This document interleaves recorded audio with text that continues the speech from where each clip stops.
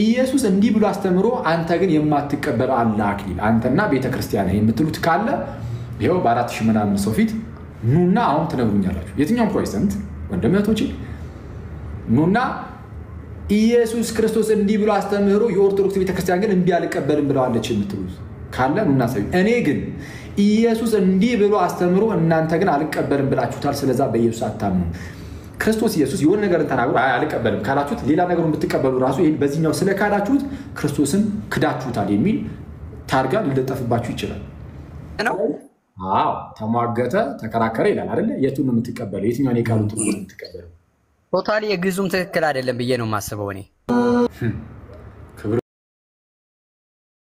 ሙሉ እንደ አበባ ይረግፋል ምድራዊ ክብር እንደዛ ነው ባይዘው ምድራዊ ክብር በዓለማዊ ስራ ምናምን የምናገኛቸው በራስ ትግል የሚገኙ ክብሮች ሁሉ እንደ አበባ ይረግፋሉ ግን ታላቅ ክብር ግን ክርስቲያኖች አለን በዚህ ታውቃላችሁ ጋይስ ሰላም ለሁላችሁ እንግዲህ በድጋሚ ሰላም የጌታችን ኢየሱስ ክርስቶስ ጸጋና ሰላም ከሁላችን ጋር ይሁን እኔ በጣም ደህና ነኝ ይመስገን አምላክ ዛሬ በጣም ለአጭር ደቂቃ ተከስቻለሁ አዎ አሁን ኦሬዲ 2 ሰዓት አካባቢ ሆነ ነው ግን እንዳልኳችሁ ከ30 ደቂቃ በላይ ስለማልቆይ ሰዓት ስቲል አለ እና ምንድነው ክርስቲያኖች ታላቅ የሆነ ክብር አለን ክብራችን ጌታችንና መድኃኒታችን ኢየሱስ ክርስቶስ ነው እርሱ ባለጠጋ ሲሆን ስለኛ ስለ ድሆቹ ደሃ ሆኖ የተገለጠው ያ ጌታ እኛን ከብር ዘንድ ነውና ክብራችን በክርስቶስ ኢየሱስ ነው የክርስቲያኖች ክብር ጌታ ኢየሱስ ነውና ክርስቶስን የያዘ ሰው ደሃ አይደለም ክርስቶስን የያዘ ሰው የተናቀ የተገፋ ይወደቀ አይደለም ማለት በስጋ አይናችሁ ስታዩት ምንም የሌለው እንደው አይ ይሄ እንደው ምንም የሌለው መጠለያ የሌለው እንደው ይሄ እንደው ምናምን መኪና አርሱትና እሱ አሁን በእኛ ሀገር ላይፍ ስታይል ለግዠሪ ስለሆነብን መጠለያ እንኳን የሌለው የምትሉት ምንም የሌለው መከራ የሚያጣ ሚበላው ያጣ መስሎ ይታያችሁ ከሰው ሁሉ የተናቀ መስሎ የሚታየን ይሆን ሰው ግን ያ ሰው ክርስቶስ ኢየሱስ ካለው በህይወት ውስጥ እርሱ ከሁሉም የተሻለ ባለጠጋ ነው ጋይስ እሺ ከሁሉም የተሻለ ባለጠጋ ቀይ ያበራ ነው ይሰማል ወይስ ተቋርጭ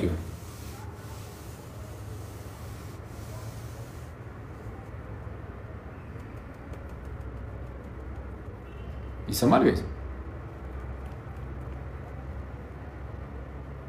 እሺ ኦኬ እሺ ኮሜንቱን እንዘጋለን ቆይ የተወሰነ ፈታ ብሎ ያው ገና መግቢያ ላይ ነው የራሳችን አንድ ዲቤት ተደርጎ ነበር እንግዲህ ሰሞኑን እንዳያችሁት ከዛ ጋር በተያያዘ ፕሮቴስታንት ወንድሞቻችን በጣም አንዳንድ የሚናገሯቸው ነገሮች አየሁኝና ትንሽ ነገር ልበልበት ብዬ ነው አክቹአሊ የገባሁት እሱ ላይ ትንሽ ነገር ልበልበታለሁ ግን ምንድነው እንዳልኳችሁ በስጋ አይናችን እንደው ይሄ ሰው አይ የተናቀ የምትሉት የተጠላ ብላችሁ የምታስቡት ሰው ክርስቶስን ከያዘ እርሱ ከሁሉ የተሻለ የተከበረ ሰው ሊሆን ይችላል በተቻለን አቅም ክብራችንን ልናደርግ የሚገባው በክርስቶስ ኢየሱስ ላይ ነው የማይወድቅ የማይጠፋ የማይበላሽ የማይወሰድ አይነት ክብር የክርስቶስ ኢየሱስ ክብር ነው ሰው በክርስቶስ ከብሩ ከኖረ ክብሩን ክርስቶስ ኢየሱስን ካደረገ ክብሩ ዘላለማዊ ነው የሚሆነው ጋይስ ብር ስላለህ ብቻ የምትከበር ብትሆን ወይም የምትከበር ብትሆን ብሩን ባጣው ሰዓት ክብሩን አብረው ነው የምታጣው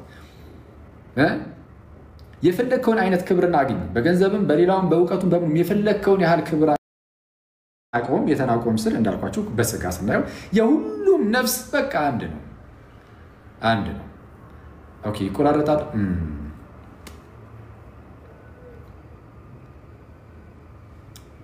እስቲ የተቆራረጠ ነው መሰለኝ አንዳንድ ሰዎች ይቆራረጣል አሉ አሁን መጣል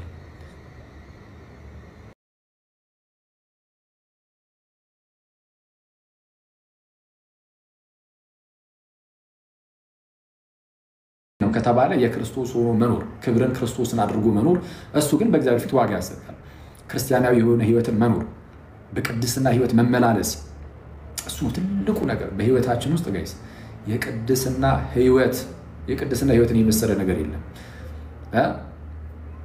ገንዘብ ለማግኘት ብዙ ልንቻኮል እንችላለን።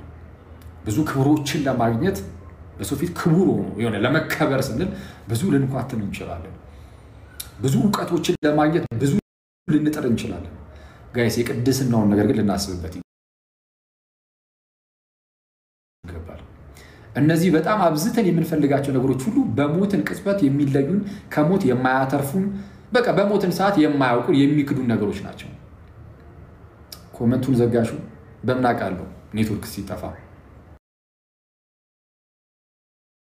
ቆንጂት ኪ ስለዛ ወይ ደግሞ እንትን አድርጊልኝ ያ ሜሴጅ አድርጊልኝ እና ሌሎቻችሁ እናንተ ምናምን አላችሁ አይተክ እና እንዳልኳችሁ እነዚህ የሚሄዱት ነገሮች ሁሉ ምንድነው እነዚህ በጣም ትኩረት ሰተን ጊዜ ሰተን በደንብ የሆነ ደክመንበት የምናደርጋቸው ነገሮች ሁሉ አብረውን መቃብር ድረስ ወርደው ምናምን ነገር የሚቀጥሉ አይደሉም። ከሞትም አያስተርፉም። የሆነች ጊዜ ድረስ ኖረ ጠልም ትጠፋለህ። ገንዘቡም ክብሩም ዕውቀቱም ምኑም እነዚህ ሁሉ ከሞት አያስተርፉም። ሲቀጥል ስትሞት እንደው ከሞት ባያስተርፉ ራሱ መቃብር ድረስ አብረውም ደግሞ አይቀጥሉም። ጥቅም የላቸውም። እነዚህ ሁሉ ጥቅመ ቢስ ይሆናሉ። ሁሉም የመከበሩ ምድራዊ መከበሩ ምድራዊ ዕውቀቱ ምድራዊ ገንዘቡ ሁሉ ጥቅመ ቢስ ይሆናሉ። ጥቅማቸው እስከሆነ ድረስ እስከ ኖርክ ድረስ ነው የሚሆነው።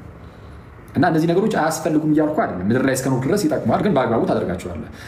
ለእነዚህ ነገሮች ትኩረት እንደምንሰጠው ሁሉ ግን ለቅድስና ህይወት ትኩረት ልንሰጠው ይገባል። ምክንያቱም የቅድስና ህይወት ዘላለማዊ ሞትን እንዳንሞት ያደርገናል።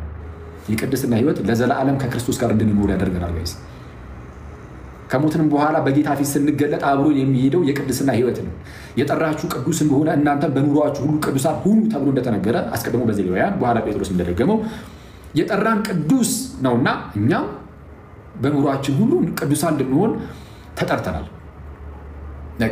እና የቅድስና ህይወት ግዴታ ያስፈልጋል። ሰው በቅድስና የሚኖረው እንደሚታወቀው ሁሌም እንግዲህ በተደጋጋሚ እንደምንለው ከቅዱስ ሚስጥር እየተካፈለ ነው። በንስሐ ህይወት እየተመላለሰ ነው። ሰው ያጠፋል፣ ኃጢአትን ይሰራል። ስለዛ ኃጢአትን የሚሰራ ሰው ደግሞ እግዚአብሔርን ይቅርታ መጠየቅ አለበት። ስለዛ ንስሐ መግባት አለበት። ክርስቲያኖች ሁላችንም የንስሐ አባት ሊኖረን ይገባል። ፕሊዝ ሁሌ በገባን ቁጥር ነው የምናስታውሳችሁ። ያው እንደነዚህ አይነት ነገሮች ሁሌ ማሳሰብ ስለሚፈልጉ ጴጥሮስ እንደሚለው ነው። ምንድነው የሚለው ጴጥሮስ? አንዴ ቆይ ከዚህ በፊትም ብለነው ነበርና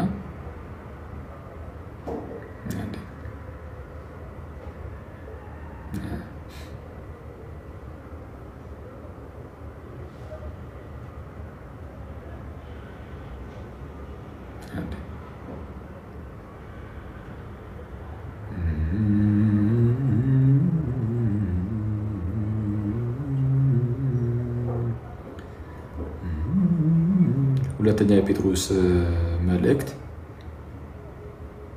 እንዲላል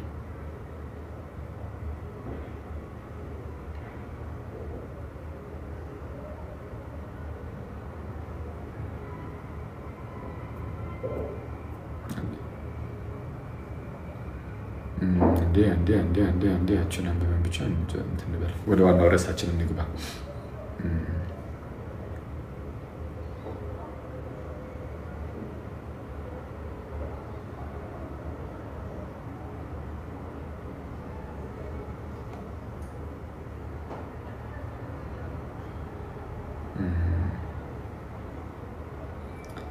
ምዕራፍ 1 ቁጥር 13 አካባቢ ሁለተኛ ጴጥሮስ ምዕራፍ 1 ቁጥር 13 እንዲህ ይላል። ሁልጊዜም በዚህ ማደሪያ ሳለሁ በማሳሰብ ላነቃችሁ የሚገባኝ ይመስለኛል ይላል ቅዱስ ጴጥሮስ። ከላይ ጀምራችሁ ስታነቡ እንዲህ ይላል። እንዲህ ብሎ ነው የሚጀምረው። በርማሪያው ስሙ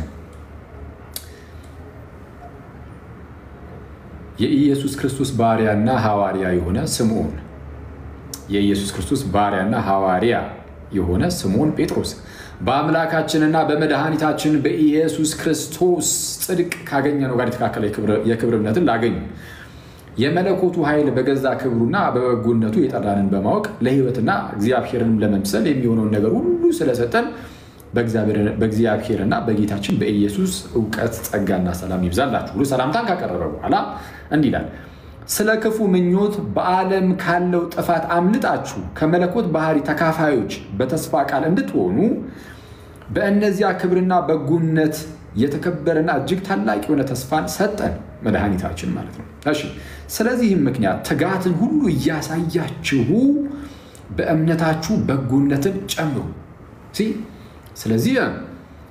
ስለዚህ ምክንያት ትጋትን ሁሉ እያሳያችሁ በእምነታችሁ በጎነትን ጨምሩ፣ በበጎነትም ዕውቀትን፣ በዕውቀትም ራስን መግዛትን፣ ራስን በመግዛት መጽናትን፣ በመጽናትም እግዚአብሔርን መምሰል፣ እግዚአብሔርን በመምሰል ደግሞ የወንድማማችን መዋደድ፣ በወንድማማችን መዋደድ ፍቅርን ጨምሩ። እነዚህ ነገሮች ለእናንተ ሆነው ቢበዙ በጌታችን በኢየሱስ ክርስቶስ ዕውቀት ስራ ፈቶችና ፍሬ ቢሶች እንዳትሆኑ ያደርጋችኋል። እነዚህ ነገሮች የሌሉት ከላይ የተዘረዘሩት እነዚህ ሁሉ መልካም ነገሮች የሌሉት እውር ነውና በቅርብም ያለውን ብቻ ያያል። የቀደመውን ኃጢአቱን መንጻት ረስቷል። የቀደመውን ኃጢአታችንን መንጻቱን ረስተን የቅርቡን ብቻ በማየት እንዳንኳትን ከላይ የተዘረዘሩትን ነገሮች ሁሉ በትጋት ውስጥ ሆነን በደንብ እየጨመረን መሄድ አለብን ነው። ስለዚህማ ወንድሞቹ ይላል ጴጥሮስ መጠራታችሁንና መመረጣችሁን ክርስቲያን ወንድሞቼ ተመርጣችኋል፣ ተጠርታችኋል፣ አዎ መጥታችኋል፣ አሜን ብላችሁም ደግሞ እናንተም በፈቃዳችሁ እሺ ይህንን ደግሞ ታጸኑ ዘንድ ከፊት ይልቅ ትጉ። ትጋትን ነው የሚበቃ ክርስትና ትጉ ነው በቅድስና ሕይወት ማለት ነው። እነዚህን ብታደርጉ ከቶ አትሰናከሉምና እሺ እንዲሁ ወደ ዘላለሙ ወደ ጌታችንና መድኃኒታችን ወደ ኢየሱስ ክርስቶስ መንግስት መግባት በሙላት ይሰጣችኋልና። እንዴት ነው በሙላት የሚሰጠን? ከላይ ያሉትን ነገሮች ሁሉ ስናሟላ፣ ከፊት ይልቅ ስንተጋ፣ በቅድስና ሕይወት ስንመላለስ፣ ክፋትን ሁሉ እየራቀን ወደ እግዚአብሔር በተጠጋን ቁጥር ወደ ጌታችንና መድኃኒታችን ወደ ኢየሱስ ክርስቶስ መንግስት መግባት በሙላት ይሰጣችኋል አለ። ስለዚህ እነዚህ ነገሮች ምንም ብታውቁ አሁን እነዚህ ነገሮችን አታውቋቸው አሁን የተነገሩ ታውቋቸዋላችሁ። ሁሌም እየመጣ እንደው በቅድስና መኖር አለብን ምናምን እያልን እርስ በርስ እንደዚህ ስንተሳሰብ ይሄን አሁን ማታውቁት ሆኖ ነው ምን ነገራችሁ አይደለም፣ ታውቁታላችሁ። እና ጴጥሮስም አሁን ይሄን ነገር ሲነግራቸው ያውቁታል። ግን ምን አለ? ስለ እነዚህ ነገሮች ምንም እንኳን ብታውቁ በእናንተም ዘንድ ባለው እውነት ምንም እንኳን ብትጸኑ፣ ያው ጸንታችሁ ይሆናል በእምነታችሁ እሺ ብትጸኑ፣ ስለ እነዚህ ዘወትር እንዳሳስባችሁ ግን ቸል አልልም። እነዚህ ሁሌም ሊታሰቡ የሚገባቸው ነገሮች ናቸው። ስለዚህ ሁልጊዜም በዚህ ማደሪያ ሳለው በማሳሰቤ ላነቃችሁ የሚገባኝ ይመስለኛል አለ። ሁልጊዜ በዚህ ማደሪያ ሳለው በሕይወት እስካለው ድረስ እሺ በማሳሰቤ ላነቃችሁ የሚገባኝ ይመስለኛል። ጌታችን ኢየሱስ ክርስቶስ እንዳመለከተኝ ከዚህ ማደሪያ መለየቴ ፈጥኖ እንደሚሆን አውቃለሁ። አሁን በቃ በስጋ ከእናንተ ልለይ ነው። እዚህ እስካለሁ ድረስ ግን በቃ አብዝቼ እነዚህን ነገሮች ላሳስባችሁ ይገባኛል። እተጋለሁ። ይህንን ነገር በቃ ማድረግ አለብኝ። ለእናንተ ይህንን ማሳሰብ ከመውጣቴም በኋላ እነዚህን ነገሮች እንድታስቡ ከላይ ያሉትን ማለት ነው በየጊዜው ትችሉ ዘንድ በቃ እተጋለሁ። አሁን ከእናንተ ጋር በመኖር ብቻ አይደለም ኢቭን ከእናንተ ስለይም በእነዚህ ነገሮች እንድትተጉ ማለት ነው። እነዚህ ነገሮች ቸል እንዳትሏቸው በማሳሰብ በየጊዜው ትችሉ ዘንድ እተጋለሁ ብሎ ሲናገር ያለ። ስለዚህ ይሄ ቅድስና ሕይወት ቸል ሊባል አይገባውም። በእኛ በክርስቲያኖች ዘንድ ከመንፈሳዊ ሕይወት በጣም ርቀን ያለን እና ከመንፈሳዊ ሕይወት የራቀን እኛ በአንድ ጊዜ የሆነ እንደው ክንፍ እናብቀል አንልም፣ በአንድ ጊዜ ደመና እንጥቀስ አንልም። አትሊስት ግን ቀስ በቀስ በቅድስና ሕይወት ልናድግ ይገባል። ቀስ በቀስ በቃ የሆነች ከዚህ በፊት እንዳልነው ካሉ መጥፎ ነገሮች ውስጥ ዝርዝራቸውና ማለት ነው መጥፎ እንደው ይሄ ነገር ቢሻሻል እግዚአብሔር እንደው አይወደውም ብላ የምታስባቸው ነገሮች ይኖራሉ አይደል? ጻፋቸውና ከዛ ውስጥ ቢያንስ አንዱ ቀንስ አተታይም አንድ ትቀንሳለህ። ከዛም በዛች አንድ በቀነስካት ክፋት ምትክ ደግሞ አንድ በጎነት ጨምር። እግዚአብሔርን ደስ ሊያሰኝ የሚችል ወደ እግዚአብሔር የሚያቀርብ ነገር እግዚአብሔርን ደስ የሚያሰኝ ነገር አንድ ጨምር። እያረቀስ በቀስ እንደዛ ለማድረግ እንሞክር። በአንዴ ያው ሙሉ በሙሉ ምርጥ ልንሆን ስለማንችል ማለት ነው። እሱ የዚህን ያህል ካልን እሱ እንዳለ ሆኖ ግን ሰሞኑን ዲቤት ተደርጎ ነበር።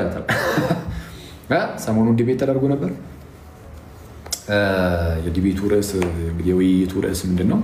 ቅዱሳት ስዕላት ላይ ነው እንግዲህና እንደው ቅዱሳት ስዕላት መጽሐፍ ቅዱሳዊ ናቸው ወይስ አይደሉም በሚል ውይይት ተደርጎ ነበር።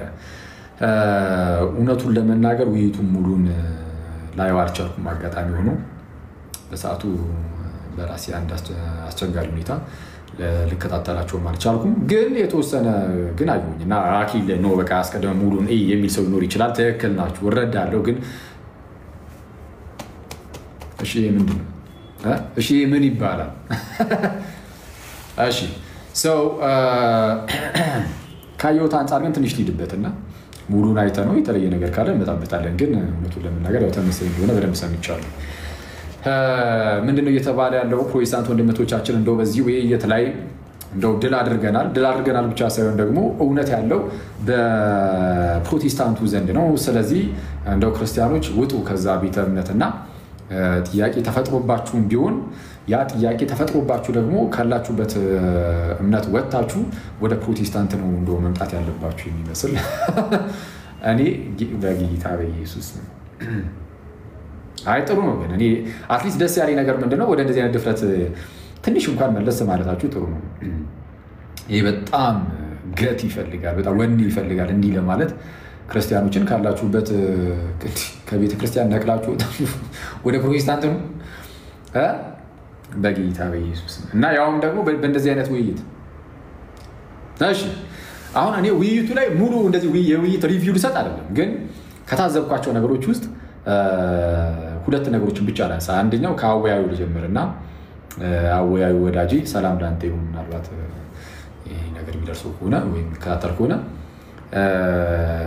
አወያዩን ቀጥታ ለመውቀስ አይደለም፣ ምናልባት የማያውቀው ነገር ሊኖር ስለሚችል በሚለው ማለት ነው። ግን ስህተት ግን የሚመስል ነገር አይቻልም። አሁን አወያዩ ጋር አሁን እንደዚህ ስል ግን ጋይስ አወያዩ የመውቀስ ነገር አይደለም። ምናልባት አስቀድሞ ቢነገረው መልካም ነበር። ውይይት ሲደረግ የሚወራው የሆነ አስተምሯዊ ጉዳይ ምናምን ከሆነ ለአስተምሯዊ ጉዳዮች ላይ እኛ በምን መልኩ ነው እንደዚህ አስተምሯዊ ጉዳዮችን በውይይት በክርክር ምናምን ደረጃ ስናቀርባቸው እንዴት ነው ትሪት የምናደርጋቸው፣ እንዴት ነው እነዚህ ነገሮች የምንመለከታቸው የሚለውን እኛ ከዚህ ቀደም በጣም በተደጋጋሚ በቃ ተናግረናል። አለቀ። እሱ የተዘጋ ጉዳይ ነው እና እሱ በግልጽ ለአወያዩ ቢነገረው ጥሩ ነበር። ምናልባት ተነግሮት ከሆነ ሳየው ግን የማስበው ምንድነው በግልጽ አይ ይሄ ከዚህ እንደዚህ እንደዚህ ነው እና እኛ ስንወያይ በዚህ መልኩ ነው ምን እያልኩኝ እንደሆነ አሳውቃችኋለሁ። እሺ ቀጥል አድርጌ እንዴት ነው የምንወያየው የሚለውን ከዚህ ቀደም በስፋት የተናገርነው ያው እናንተም ሁላችሁም ታውቁታላችሁ። ለዛ ነው ብዙዎቻችሁ ፈን ሆኖባችሁ ያለፈው። ግን ምናልባት የማያውቅ ሰው ካለ የተወሰነ ነገር እላችኋለሁ እና ለአወያዩ አስቀድሞ ቢነገረው ጥሩ ነበረ። ለምንድን ነው ጥሩ ነበር ያልኩት? መሀል ላይ ውይይቱ ላይ የሚናገርበትን መንገድ አልወደድኩትም። እኔ ጋር የደረሰችው ያቺ ቪዲዮ ላይ ማለት ነው። ሌላው ላይ አላውቅም። ምን የሚለው ለምሳሌ አይ ከመጽሐፍ ቅዱስ አንፃር ነው ማየት ያለብን፣ ገድላት ተአምራቱ ያስተምህሮ መወያያ ምናምን አይደሉም እኮ ይሄ መከራከሪያ አይደሉም፣ ከሌላ ቤተ እምነት ጋር የምንከራከርባቸው መጽሐፍት አይደሉም ሲል ከተባለ ተባለ ማለቅ። አወያዩ ገብቶ ኖ አይ እንደዚህ የሚባል ነገር የለም፣ ንብረትነቱ የቤተ ክርስቲያን ነው ወይ የማትቀበል ከሆነ አሁኑ በግላጭ እዚሁ ጋር ኦፊሻሊ አልቀበላቸውም ነው። አሁን ይሄ አወያይ መብት አይደለም፣ ይሄ ህዝቡ ነው የሚፈርደው። አወያዩ ይሄ አሁን ይሄ አይመለከተውም። እውነቱን ለመናገር በጣም ይቅርታ ባያዝድ ይሆንኩኝ አይደለም። እኔም ግን እንደነዚህ ነገሮች ባይባሉ አሁን እንደነዚህ ነገሮች እንዲባል ያደረገው ግን ምናልባት ማለት ነው ብዬ ሳስበው አወያዩ እንደዚህ ያለበት ምክንያት በደንብ እንደው ፌር ለመሆን ማለት ነው አስቀድሞ ስላልተነገረው ወንድማችን ኤርሚያስ ደግሞ የገድላቱን አምላይ ያነሳ ጥያቄ ስላነሳ ሆን ብሎ በቃ እንደው መልስ ላለመመለስ እየተሸሸ መስሎት ሊሆን ይችላል። ስለዚህ ጠያቂው ሰው የጠየቀው ነገር እንዲመለስለት ምናምን እንደዛ ለማድረግ ሊሆን ይችላል ብዬ አስባለሁ። ግን ትክክል ያልሰራው ግን እንዳልኳችሁ መጀመሪያውንም ስላልተነገረው ሊሆን ይችላል። ስለዚህ እንደነዚህ አይነት ውይይቶች ሲደረጉ አስረግጦ መጀመሪያ መናገር በጣም ጥሩ ይመስለኛል።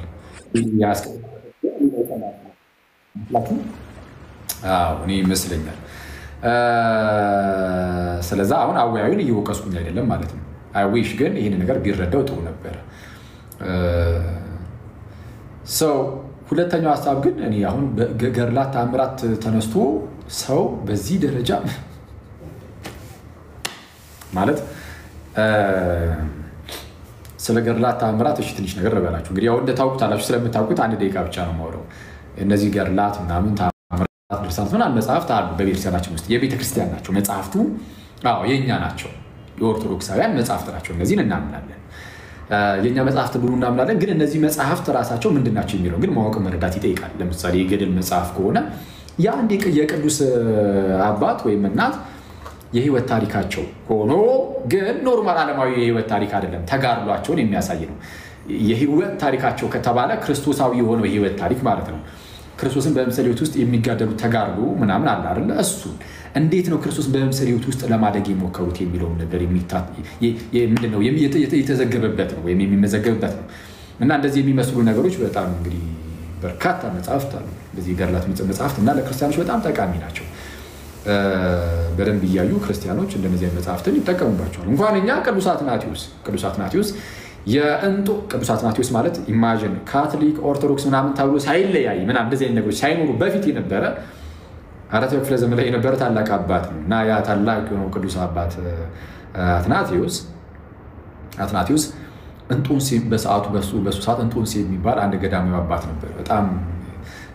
በጣም የተከበረ በጣም ቅዱስ የሆነ ታላቅ የሆነ አባት ታውቁታላችሁ። ህይወቱ በጣም አስተማሪ የሆነ የመነኮሳት አባት ነው።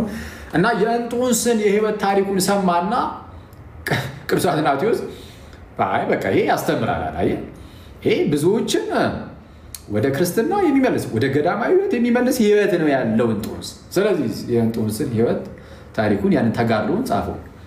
ላይፍ ኦፍ ሴንት አንቶኒ የሚል መጽሐፍ አለ በራሱ በቅዱስ አትናቴዎስ የተጻፈ ላይፍ ኦፍ ሴንት አንቶኒ ገድለ እንጦንስ። ስለዚህ ገድላት አሁንና ያንን ገድል በማንበብ ያንን የእንጦንስን የህይወቱን ታሪክ በማንበብ በጣም በርካታዎች ወደ ክርስቶሳዊ ህይወት ቀርበውበታል። ስለዚህ አሁን ከዚህ አንፃር ይጠቅማል። ግን ምን አለ እዚሁ ላይ ግን እንግዲህ ይሄ ገድላት ተአምራት ጋር በተያያዘ አሁን በተለይ በቤተ ክርስቲያናችን ውስጥ በጣም በርካታ ገድላት ተአምራት ድርሳናት ምናምን መጽሐፍት አሉ።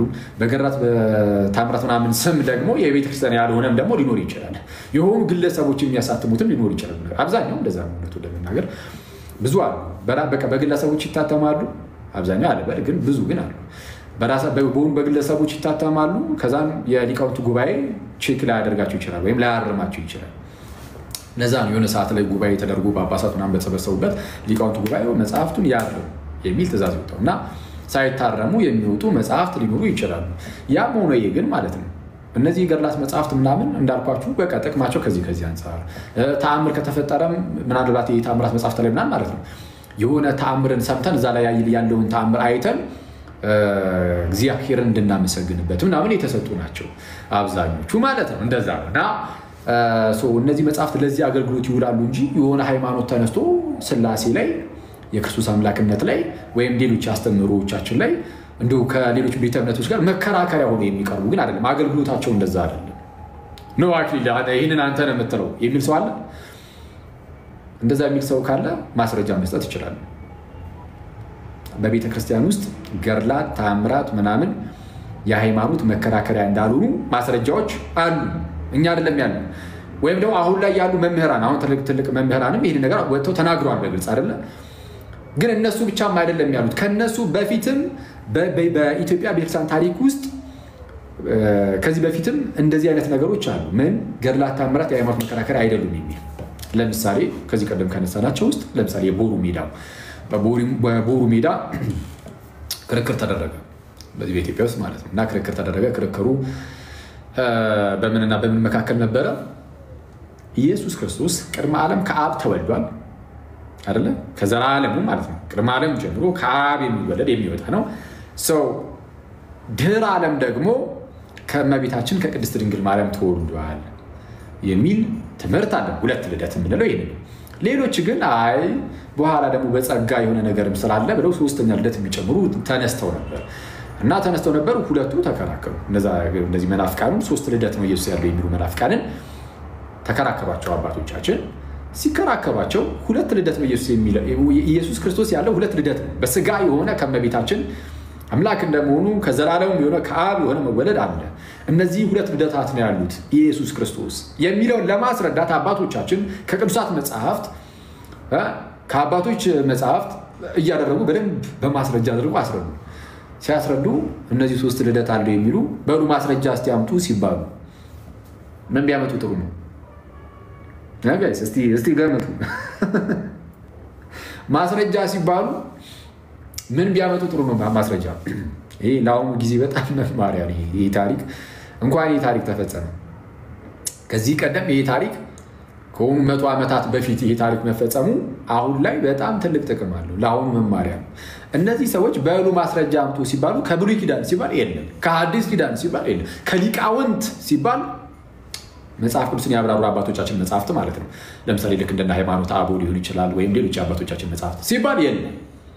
ታዲያ ሲባል ከተአምረ ማርያም ከተአምረ ማርያም ያውም ከደብረ ብርሃኑ ተአምረ ማርያም ብለው መለሱ መናፍቃኑ ማለት ነው። ማስረጃቸውን አስቡት ጋይስ። ቅዱሳት መጽሐፍት አይደለም፣ የሊቃውንት መጽሐፍት አይደለም፣ ተአምረ ማርያም ያው የደብረ ብርሃን ያኔ ምን ተባለ? ስለ ሃይማኖት ሲወራ ከቅዱሳት መጽሐፍት ማስረጃ ብታጣ ከተአምረ ማርያም ትጠቅሳለህ ለሃይማኖት አሉ። ቃል በቃል ባይዚ ለሃይማኖት ተአምረ ማርያምን ትጠቅሳለህ። ድምጸቱ የኔ ነው ግን እና ንጉሱም ብለው ከሆነ አላውቅም። ልክ በዚህ አታፍርም እንዴ? አይስቀርም ግን የምን ክርስቶስን እንደዛ ነው። ቃል በቃል ይሄ ለሃይማኖት ነገር ተአምረ ማርያምን ትጠቅሳለህ ነው ያሉት። ትጠቅሳለህ። ስለዛ ባይብል ውስጥ ላይ ምን አለ? አታፍርም እንዴ? ሄሎ እና አሁን ላይ እኔ የሃይማኖታዊ ክርክር ላይ ተቀምጦ ሰው ገድል ላይ እኮ ተአምር ላይ እኮ የሚል ሰው ሳይ እኔ በስመ አብ ይሄ በጣም አሳፋሪ ነው። ለአንዳንድ ምስኪን ሰዎች እንደ ትልቅ ነገር መስሎ ሊታይ ይችላል። ለአንዳንዶች በክርስትና ውስጥ ላሉትም ይህን ነገር ላላወቁት ማለት ነው። ስለዚህ አሁን ያውቁታል። ላላወቁት ትልቅ ነገር ሊመስላቸው ይችላል። በፕሮቴስታንት ውስጥ ያሉም ይህንን ነገር ላላወቁ ብዙዎቻቸው አውቀውታል።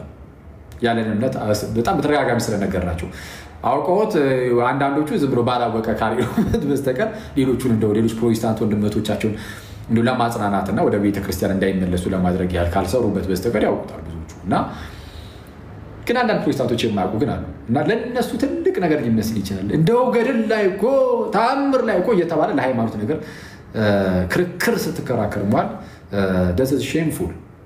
እና የቦሩ ሜዳው ላይ ያለውን የዛን የመናፍቁን ታሪክ አታስታውሱም ፕሊዝ።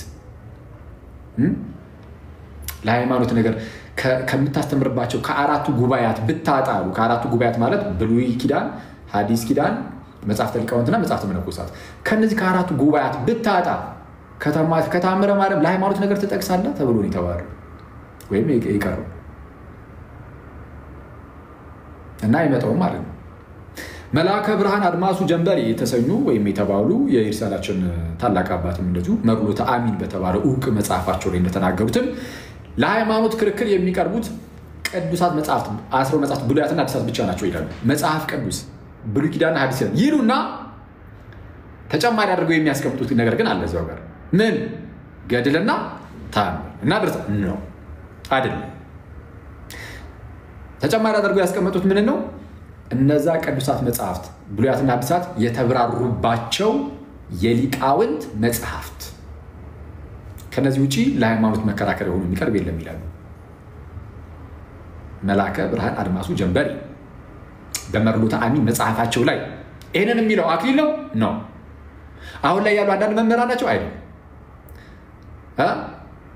በፕሮቴስታንቶቹ ኢንፍሉዌንስስ ነው ይሄ ነገር እየተባለ ያለው አይደለም። ፕሮቴስታንቶቹ እንደው ገድላትን ምናምን በጣም እንትን ስላሉ በገድላት አፍረውባቸው አሁን እንደዚህ ማለት ጀመሩ። አረ በጌታ ዳና ጠይቀን ይኸው እንደዚህ አውጥተን እናሳያለን። ከዚህ ቀደም አንተ ሳትጠቅሳቸው መጥተህ የሆኑ ፕሮቴስታንት ወንድም እህቶቼ ገድላት አምረ ሳትሉ በፊት ቦሩ ሜዳ ላይ አባታችሁ ልነበር ግን አይደለም ስለዛ ለበላችሁ። እሺ ቦሩ ሜዳ ላይ የነበረው መናፍቅ ተአምረ ማርያም ብሎ ተናግሮ የዛኑ ጊዜ እንደ በጣም ንጉሱ ሳይቀር እኮ ነው እንደዚህ ያለው። ንጉሱ ተነስቶ አጼው ምን ቢለው ጥሩ እንዴ ማስረጃ ከአራቱ ጉባኤ ስታጣ፣ ምክንያቱም ማስረጃ የሚጠቀሰው ከአራቱ ጉባኤ እንደሆነ ኦብቪየስ ነው፣ ባይ ዲፎልት ይታወቃል። ማስረጃ የሚጠቀሰው ከአራቱ ጉባኤያት ነው። በትምህርት መልክ የሚሰጠው እሱ ስለሆነ ማለት ነው። እንደ አራቱ ጉባኤያት ስለሆኑ ማለት ነው። እነዚህ ብሉያት፣ ሐዲሳት፣ መነኮሳትና ሊቃውንት ብታጣ ከተአምረ ማርያም ትጠቅሳለህ። አጼው ሳይቀር ንጉሱ ስለዚህ እናንተ ከማለታችሁ በፊት ይኸው በኤርሲያን ታሪክ ውስጥ ይሄ እንደዚህ አይነት ነገር አለ። እነ መላከ ብርሃን አድማሱ ጀንበሬ እናንተ እንደዚህ አይነት ነገር ማለት ሳትጀምሩ በፊትም እነ መላከ ብርሃን አድማሱ ጀንበሬ ይኸው በዚህ መልኩ ነገር ሆናል። ስለዚህ ገድላት፣ ድርሳናት፣ ተአምራት የሃይማኖት መከራከሪያ አይደሉም ስንል እናንተ ገድላት ድርሳናትን ለማጣጣል ስለሞከራችሁ በፍጹም አይደለም። ምን አይነት ጥቅም ላይ እንደሚውሉ ለምን አይነት አገልግሎት እንደሚውሉ ስለምናውቅ ስለምንረዳ ነው።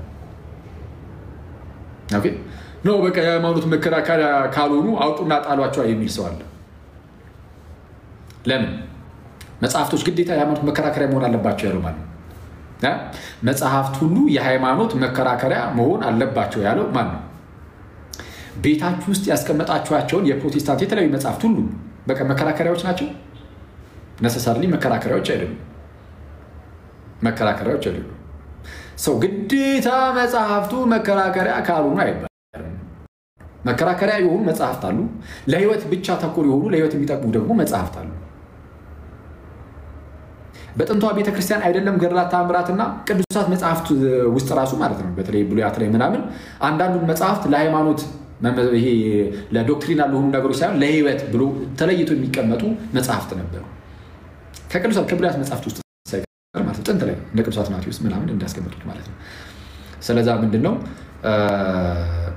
የሃይማኖት መከራከሪያ ካልሆነ እንቅደደው እንጣለው አይባልም። በዛ ደረጃ ሞኞች አይደለም። ስለዚህ በምንድነው ለሃይማኖት ክርክር ወይም የሃይማኖት መከራከሪያ ያልሆኑ ግን ለህይወታችን የሚጠቅሙ ከሆኑ መጽሐፍቱን እንጠቀምባቸዋለን። ስናነባቸውም ደግሞ በምን መልኩ ማንበብ እንዳለብን እንረዳዋለን። በምን መልኩ ነው የምንረዳው ካልን አስቀድመን የቤተክርስቲያናችንን አስተምህሮ እንማራለን። የቤተክርስቲያናችንን አስተምህሮ እንማርና የቤተክርስቲያን አስተምህሮ እንዴት ነው የሚሰጠው? የቤተክርስቲያን አስተምህሮ ከገድል ላይ የሚመዘዝ ከድርሳናት ከተአምራት ላይ የሚመዘዝ አይደለም። አስተምህሮ ከክርስቶስ ለሐዋርያት የተሰጠ ነው። አለቀ። ሐዋርያት የማያውቁት ትምህርት በቤተክርስቲያን ውስጥ አስተምህሮ ተብሎ አይጠራም። ሐዋርያቱ ያልሰበኩት ሐዋርያቱ ያልተናገሩት ትምህርት አስተምህሮ ዶግማ ተብሎ በቤተክርስቲያናችን ውስጥ አይጠራም። ስለዚህ አስተምህሮ ማለት ከጌታ አንድ ጊዜ ለቅዱሳን ፈጽሞ የተሰጠ ሃይማኖት ሲሆን ያ ሃይማኖት በትምህርት መልክ ሐዋርያቱ ጥንት ላይ አስተማሩ። ያንን ትምህርታቸውን የተቀበሉ ሌሎች አባቶች ደግሞ ጳጳሳቱ ምናምን ማለት ነው እረኞች እነሱ ደግሞ እንደዚሁ ያስተምሩታል። ከነሱ የሚቀበሉ ቀጣይ የሚመጡ እንደ ጳጳሳት ወይም እረኞች የክርስቲያን ኮንግሪጌሽን ራሱ ቤተክርስቲያን ማህበሩ ራሱ ይህንን ትምህርት እየሰማ እየተላለፈ ይሄዳል። አስተምህሮ እንዲህ ነው እየተላለፈ እኛ ጋር የደረሰው። እንዳይበረዝ መንፈስ ቅዱስ ነው የሚጠብቀው። ምክንያቱም አስተምህሮ የእግዚአብሔር ቃል ነው። አስተምህሮ ከእግዚአብሔር ዘንድ የተሰጠን ሃይማኖት ነው። እንድንበት ዘንድ የተሰጠን ነው። ምንፍቅና ውስጥ ብትገባ ትሞታለህ። ምን መጽሐፍ ቅዱሳችን እንደዛ ነው በጣም በተረጋጋሚ የሚናገረው። እንድን ዘንድ መሰረታዊ የሆነ የክርስትና ትምህርት መስማት አለብን። ሰው የሚያድነውን ህይወት የሚሰጠውን ይህንን የክርስትና ትምህርት እንደዚህ በቀበብሎች ውስጥ ከጥንት ጀምሮ ተቀበለነው መተናል። እና አሁን እኛ ጋር የደረሰው ልክ እንደዛ ነው። እና ይህን አስተምህሮ መጀመሪያ እንማራለን። ከጥንት ጀምሮ በአባቶቻችን በኩል የመጣልንን አስተምህሮ ከተማርን በኋላ ገድላት ተአምራትን ስናነብ ማለት ነው ከዛ ከምናውቀው አስተምህሮ ጋር የተጋጨ ነገር ቢመጣ የመቀበል ግዴታ አይኖርብንም ማለት ነው። የመቀበል ግዴታ አይኖርብንም ማለት ነው። የቤተ ክርስቲያንም ድምፅ አይሆንም። ያኔ ገድላት ተአምራት ላይ ስህተት አይገኝም የሚል ነገር የለም። ስህተት ሊገኝ ይችላል። አዎ ስህተት ሊገኝ ይችላል ማለት ያገኘነው ነገር ሁሉ ስህተት እንበል ማለትም አይደለም። ግን ስህተቶች ሊገኙ ይችላሉ። በአንድም በሌላ ምክንያት ስህተት ሊገባ ይችላል። ለዛ ነው በጉባኤ ደረጃ ጳጳሳት አባቶቻችን በተሰባሰቡበት በሊቃውንቱ ጉባኤ መመርመር አለባቸው፣ መታረም ያለባቸው ይታረሙ ተብሎ ሲነገር የነበረው ለዛ ምን ሊሆን ስለሚችል ስህተት እዛ ውስጥ ሊገኝ ስለሚችል ገድላት ውስጥ ተአምራት ውስጥ ድርሳናት ውስጥ ሊገኝ ይችላል። ቢግ ዲል አይደለም። ይሄ ኩና ከጥንትም ጀምሮ የምናውቀው እኮ ስለዛ ስናነብ የምናነበው ዝም ብሎ እንደው ስህተት ለመልቀም ምናምን በማሰብ አይደለም። በቃ የምናነበው ከውስጡ ይሄ ያለውን ጥበብ ለማግኘት ነው። ወይም ደግሞ እንዴት ነው አባቶቻችን በምን አይነት ፓዝ አለፉ በምን አይነት መንገድ አለፉ የሚለው ለማወቅ ለመረዳት እና እሱን አይቶ ደግሞ እኛ በዛ መንገድ ለመሄድ ካለን ጉጉት አንፃር ከበረከት ለመሳተፍ አንፃር ምናምን እንደዛ ነው። ለዛ ነው የምናነበው። ስህተት ለመፈለግም አይደለም ፕሮቴስታንቶች እንደሚያደርጉት ፕላስ ደግሞ ዝም ብሎ እንደው ለሃይማኖት መከራከሪያ እንዲሆን አድርገንም አይደለም ይሁን ኢንፋሊብል ይሆን ልክ እንደ መጽሐፍ ቅዱስ አድርገን ይዘናቸው የምናነባቸውም አይደለም ልክ እንደዛም አይደለም መጽሐፍ ቅዱስ የራሱ ነው ቦታ አለው የሊቃውንት መጽሐፍት የራሳቸው ነው ቦታ አላቸው እነዚህ ለአስተምሮ ጉዳዮች የሚሆኑ ናቸው እንደነዚህ አይነት የገድላት ምናምን መጽሐፍት ደግሞ ለህይወት ተኮር የሆኑ ነገሮች ናቸው እና ከዛ አንፃር ልንመለከት ይገባል እና ይሄ እንዲህ ባለበት ሁኔታ ይሄንን በጣም በተደጋጋሚ እንደነገርናችሁ ታስታውሳላችሁ ይሄንን አሁንም እንደው ደግመን የመናገር ጉዳይ ብቻ ነው እና ዲቤቱ ላይ ውይይቱ ላይ ኦኬ እንደዚህ ተአምር ላይ እንደዚህ የሚል አለ እንደዚህ ገድል ላይ እና ምን so what ውይይት ላይ ወይም ዲቤት ላይ ገድል ተአምር ተጠቅሶ እንዳደገኛ ራስን ማየት አያስቸግርም በጌታ በጣም እኮ እኔ ክርስቶስን እኔ በጣም ነው ይገርም ሳያው ገድላት ተአምራት ምናምን ማለት ከመጽሐፍ ቅዱስ ከሊቃውንት አባቶቻችን ምናምን እኮ አይደለም የተጠቀሰው ገድላትና ተአምራት ነው እሱ የሃይማኖት መከራከሪያ እንዳልሆነ በማስረጃ ሳይቻችሁ የሚል ካሳየኋችሁ አይቀር የማይሆን ማስረጃ ይዞ ልክ ይሁን እንዴት ነው ጎሪላ አይታችኋል እንደዚህ ደረቱን እንትን የሚል ምንድነው እንዴ በጌታ በኢየሱስ ምንድነው እና አሳዛኙ ፓርት ምንድነው አሁን መጀመሪያ ወይ በግልጽ ቢነገር ጥሩ ነበር ምኑ አይ ከዚህ አንፃር ነው ከዚህ እውነቱን ለመናገር ያናል ለዲቤት አሁን እንደነዚህ አይነት ሰዎች ያናል እንትን የሚሉ ማለት ነው እውነቱን ለመናገር ፐርሰናሊ እኔ በርግጥ ትንሽ ጊዜ ቆየሁኝ ከእንደዚህ ከዲቤት ከመናከውይት ከእንደዚህ አይነት ነገሮችን ምክንያቱም ጥሩ ስፒሪትም የለውም እስካየሁት ዲቤት ምናምን ውይይት ምናምን ክርክር የሚባለው ነገር ቲክቶክ ላይ አልፎ አልፎ ጥሩ ነገር አለው ግን ብዙ ጊዜ ግን ይሄ ዝም ብሎ ነጥብ የማስቆጠር ጭቅጭቅ ብቻ ስለሆነ የሚሆነው እና ያናል ብዙ ተጠቅመንበታል ጌታ በሚያውቀው በጣም በብዙ ተጠቅመንበታል ግን አሁን ሸመገልን መሰለኝ አሁን እንደዚህ አይሰርቺዎች ናቸው እውነቱን ለመናገር ማለት ነው እና ይሄ ዝም ብሎ የቡንጫ አልፋ ክርክር ከሚከራከር ሰው ጋር አይመጣውም ግን ለምሳሌ አሁን በፕሮቴስታንት ቴዎሎጂ በደንብ የበረቱ ምናምን የቴዎሎጂ ጥናት ያደረጉ በትምህርታቸው የሰማው ዘለቅ ብሎ የገቡ ሰዎች ካሉ ግን እንደነዚህ አይነት ሰዎች ካላችሁ ፕሮቴስታንቶች ማለት ነው ፕሊዝ ብቅ በሉ ወደ ሚዲያው ብቅ በሉና ከእናንተ ጋር አሁን ውይይት ቢደረግ ምናምን በጣም ጥሩ ነው እናደርጋለን እኛም ጌታ በረዳልክ ከቅዱሳት መጽሐፍት ከቤተክርስቲያን ታሪክ ውስጥ ካለው አንፃር ከራሳችሁ ቤተ እምነት ስኮላሮች ሊቃውንት ምናምን እያደረግን ፍላጎቱ ካላችሁ ማለት ነው በሚገባ ማየት እንችላለን ነው ያያለን እሱ ያው እንግዲህ የዲቤት ችግር የለብንም በርግጥ ግን ካሁን ከእንደነዚህ አይነት ሰዎች ጋር ግን እንትን ነው የሆነ ጉንጫ አልፋ እንደው በቃ እዚህ ውይይት ላይ የሆነች ምናምን ነገር አድርጌ በቃ የሆነ ብዙ ማያክሰውም ስለሚከታተል ደግሞ የሆነ ነገር አድርጌ የሰዎችን ልብ ላሸበር ወይ የሆነ ነገር ዝም ነጥብ ላስቆጠር የሚመስል ነገር እና እሱ ደግሞ ስፒሪቹዋል አይደለም ለኔ ይሄ መንፈሳዊ አይመስለኝም ስለዚህ ከእንደነዚህ አይነት ሰዎች ነገሮች በቃ መራቁ የሚሻል ይመስላል ዝም ሳስበው አይ ይደረግ ከተባለም ግን ለጥቅም ሊሆን ስለሚችል እግዚአብሔር ሊጠቀምበት ስለሚችል እንደዚህ ነገሮችን አስቀድሞ ማጥራት በመልኩ ማጥራት ለምሳሌ አሁን ያው ወንድማችን የተረጋጋ ነው ባይዘው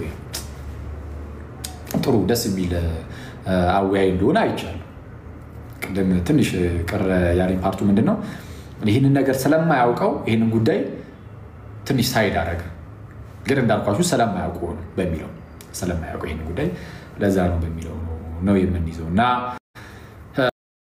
ከዛ አንፃር ማየት ይገባናል እና ያም ሆነ ይግን ማለት ነው ውይይቱ ላይ ከተወያያችሁ ምናምን በኋላ በቃ የኦርቶዶክስ ክርስቲያን ውስጥ ስተት ነው ያለው ስተት ናት ስለዚህ ተነስታችሁ ፕሮቴስታንቱ እኔ በጌታ በኢየሱስ በመጀመሪያ ደረጃ ስዕላትን ራሳቸውን ባይዲፎልት በራሳቸው በቃ ጭራሽ ነው ያስፈልጉት ምንም አይነት ስዕል ምናምን እንደዛ አይመስለኝም እንግዲህ አይደል ሐሳባችሁ ይመስለኛል እንግዲህ እንደተረዳሁት ከሆነ ስዕላት የሚባል ነገር ጭራሽ ነው ያስፈልግም ሳይሆን ያው እናንተ እኮ ተሰግዱላችኋላችሁ እናንተ እኮ ታጥሙላችኋላችሁ ምናምን አይነት ጭዌ ይተያዙ እና እንደዛ ከሆነ ያስቸገረውና እንደው የከበዳችሁ እሱ ከሆነ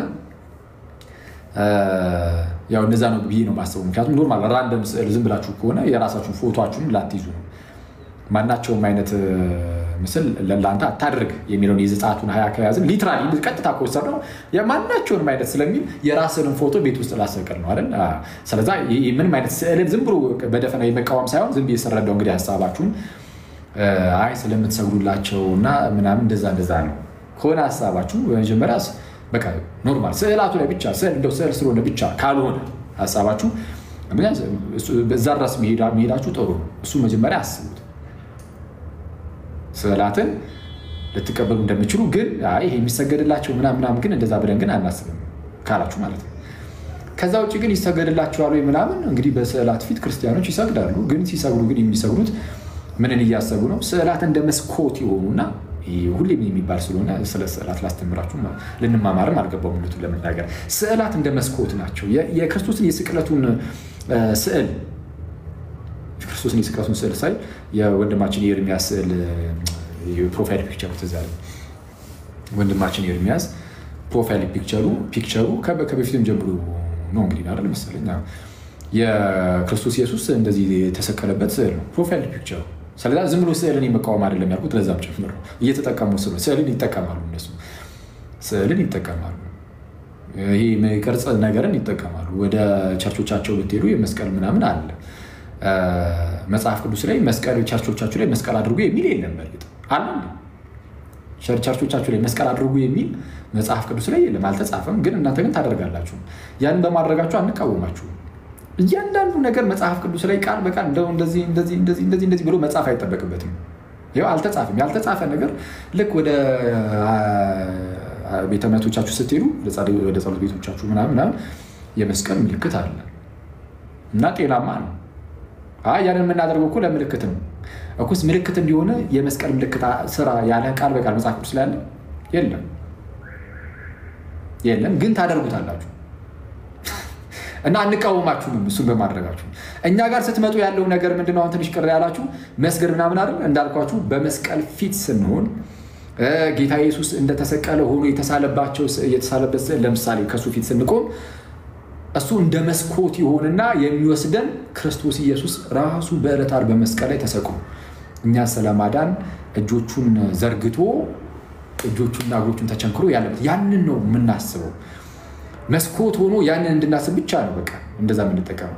ስንሰግድም የምንሰግደው ፍለፊታችን ላይ ያለውን ሰው የሳለውን ስዕል እሱ ኖርማል ለምሳሌ የሆነ ጨርቅ ላይ ኮኔ ተሳለው ያ በራሱ እንደው በቃ ይሰገድለት በሚል ወይም የሆነ እንደው ታላቅ ነገር ነው በሚል እንደዛ ነው በፍጹም አይደለም።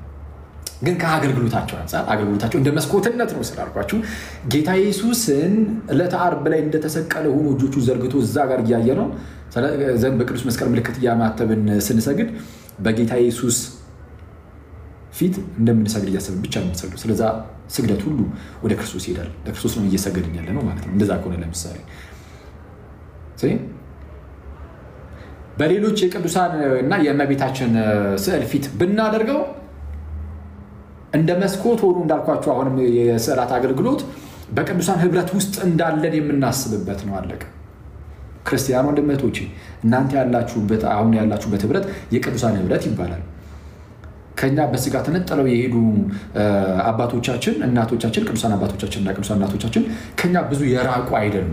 ምንም እንኳን በስጋ ከኛ ቢለዩም ስቲል በአንድ ህብረት ውስጥ ነው ያለነው እና ያንን ህብረቱን በሚያስታውስ መልኩ ስዕላትን ስናይ ያን በቃ ትዝ የሚለን የቅዱሳን ስዕላት ምናምን ስናይ በዛ ህብረት ውስጥ እንዳለን እነሱም አብሮን እንዳሉ ያ ሰራውንዲንግ ያ ስብስቡ ምናምን እሱን ነው የሚያመለክተው። እና ስንሰግድ በቅዱሳን ስዕላት ፊት ያለው ማቴሪያሉ በራሱ በቃ የሆነ ነገር አለው ብለን ነው አይደለም። ማቴሪያሉ በራሱ የሆነ ነገር አለው ያለ አይደለም።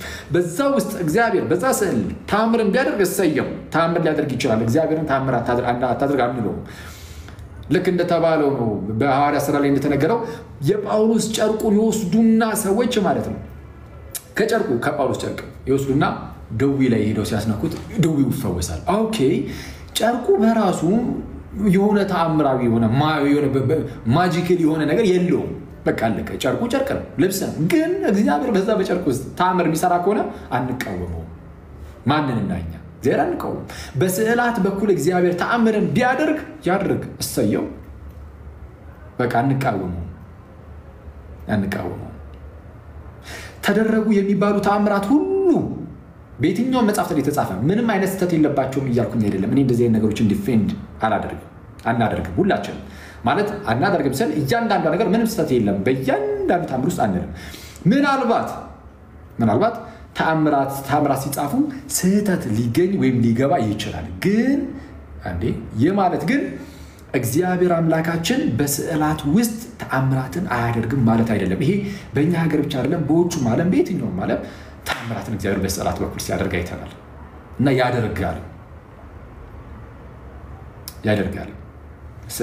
በስዕላት በኩል እግዚአብሔር ተአምራትን ያደርጋል እና ለማንኛውም ግን ዋናው ነገር እንዳልኳችሁ በቅዱሳን አባቶቻችን እናቶቻችን ስዕል ፊትን ብንሰግድ እነዛን አባቶቻችን እናቶቻችንን እያሰብን ያንን ህብረት እያሰብን ለእነርሱም ምንድነው እነርሱን በማክበር ውስጥ ሆነን ዝቅ እንላለን በእነርሱ ፊት። ይሄ ትህትናችንን የምናሳይበት መንገድ ነው። ትህትናችንን እኛ ክርስቲያኖች የምናሳይበት መንገድ ያ በምን መልኩ? በመንበርከክ እንደ መስኮት ሆኖ የሚያገለግሉንን እነዛን ስዕላት እያየናቸው ወደዛ ውስጥ ስለምንሄድ ያንን በማሰብ ስዕላትን እንስማቸዋለን። ስለሳምናቸው ምንም ታላቅ የሚያናውጥ ነገር አይደለም። የእናታችንን ፎቶ ይዘን ብንስም ምንድነው ባሎች የሚስቶቻቸውን ፎቶ ራቅ ካሉ ለምሳሌ በስጋ ከነርሱ ጋር ከሌሉ ፎቶአቸውን ይዘው ፎቶአቸውን ቢስሙ ፎቶአቸውን ቢያቅፉ እነዚህ ጣዖት አምላኪዎች ታያላችሁ ፎቶ ሲስሙ የሚል ሰው አለ? የለም። ልክ ክርስቲያኖች ጋር ሲደርስ ጣዖት አምላኪነት የሚሆንበት ምንም ምክንያት የለም። ጣዖት አምላኪ የሚያስብል ኢንቴንሽን ነው፣ ሞቲቭ ነው። የምታደርግበት መንገድ በምን አይነት መንገድ ነው? ምን እያሰብክ ነው ያንን እያደረክ ያለው?